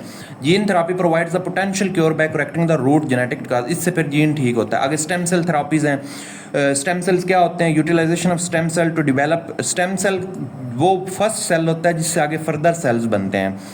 Utilisation of stem cell to develop therapies for disease such as Parkinson disease की हेल्प में होती है। Spinal cord injuries, diabetes, enabling targeted and effective treatments for wide range of conditions. अच्छा, इससे वो ये वाली 3 डिसीज हैं। आगे stem cell can differentiate into very special allowing tissue repair and regeneration. Stem cell क्या होते हैं, ये बेसिक पहला सेल होता है, और इससे आगे क्या बनते हैं, स्पेशलाइज सेल बनते हैं, और वो क्या होते हैं, टिश्यू रिपेयर या रीजनरेशन में हेल्प करते हैं। आगे ह्यूमन इंसुलिन है, इसको किससे बनाया जाता है, रिकम्बिनेंट डीएनए टेक्नोलॉजी से बनाया जाता है, और ये डायबिटीज़ मेलाइटिस को हेल्प करती है। आगे ह्यूमन ग्रोथ हार्मोन है, ये भी रिकम्बिनेंट डीएनए टेक्नोलॉजी के ज़रिए बनाया जाता है, और ये भी ग्रोथ हार्मोन डेफिशिएंसी में यूज़ होती है। थायराइड स्टिमुलेटिंग हार्मोन को भी रिकम्बिनेंट डीएनए टेक्नोलॉजी के ज़रिए बनाया जाता है, और ये थायराइड डिसऑर्डर में हेल्प करती है। आगे फैक्टर 8, आगे एक ब्लड क्लॉटिंग प्रोटीन है फैक्टर 8 जो होती है, ये भी बनाई जाती है इसके ज़रिए, बायोटेक्नोलॉजी के ज़रिए। Produced by inserting a human gene into genetically modified kidney and ovary cells cultured in fermenters. इसमें क्या होता है कि एक ह्यूमन जीन को इंट्रोड्यूस करवाया जाता है हैमस्टर मॉडिफाइड किडनी में और ओवरी सेल्स में। आगे ये फैक्टर 8 फिर प्रोड्यूस करते हैं, और उसको फिर एक्सट्रैक्ट और प्योरीफाई कर लिया जाता है, और हीमोफीलिया के पेशेंट के लिए यूज़ होती है, और वो जिससे वो ब्लीडिंग नहीं होती उसके लिए यूज़ होती है। आगे है एडिनोसिन डीएमाइनेज, ये जेनेटिकली मॉडिफाई इंसेक्ट लार्वा जो होते हैं ना, कैबेज, लूपर, मॉथ, कैटरपिलर, इनको हम कहते हैं, वो प्रोड्यूस करते हैं, और ये swear combined immuno deficiency disease के लिए यूज़ होती है। आगे ह्यूमन एंटीथ्रोम्बिन, ये ट्रांसजेनिक जो एनिमल्स होते हैं ना, गोट्स सिक्रेटेड इन मिल्क, यानी ये ट्रांसजेनिक जो बकरियाँ होती हैं, गोट्स होती हैं, उनके मिल्क में आती है, और अब नॉर्मल ब्लड क्लॉटिंग से प्रिवेंट करती है। आगे ह्यूमन अल्फा एंटीट्रिप्सिन है, ये ट्रांसजेनिक शीप प्रोड्यूस करते हैं, मिल्क में आती है, और ये एम्फीसीमा में यूज़ होती है। अब इसमें एमसीक्यूज़ कैसे बनेंगे, वो कहेंगे ह्यूमन अल्फा एंटीट्रिप्सिन जो है ये किस चीज़ को ट्रीट करती है, एम्फीसीमा को, और ये कौन प्रोड्यूस करते हैं? ट्रांसजेनिक शीप प्रोड्यूस करते हैं और उनके मिल्क में सिक्रीट होती है। ह्यूमन एंटीथ्रोम्बिन जो है ये ट्रांसजेनिक गोट्स प्रोड्यूस करते हैं और कहाँ सिक्रीट होती है? मिल्क में। और ये क्या होती है? एबनॉर्मल ब्लड क्लॉटिंग से प्रिवेंट करती है। एडिनोसिन डीएमाइनेज ये SCID डिसीज़ में यूज़ होती है और ये कौन बनाते हैं? Genetically modified insect larva. तो इस तरह करके ना 2-2 3-3 हर टॉपिक में प्रोडक्ट में MCQs आपके बनेंगे, वो आपने कवर करने हैं। तो यहाँ पे आपका ये पूरा टॉपिक हो गया कंप्लीट। जो हमने सफ़र स्टार्ट किया था 1.5 से 2 घंटों में, आपका ये हो गया मुकम्मल।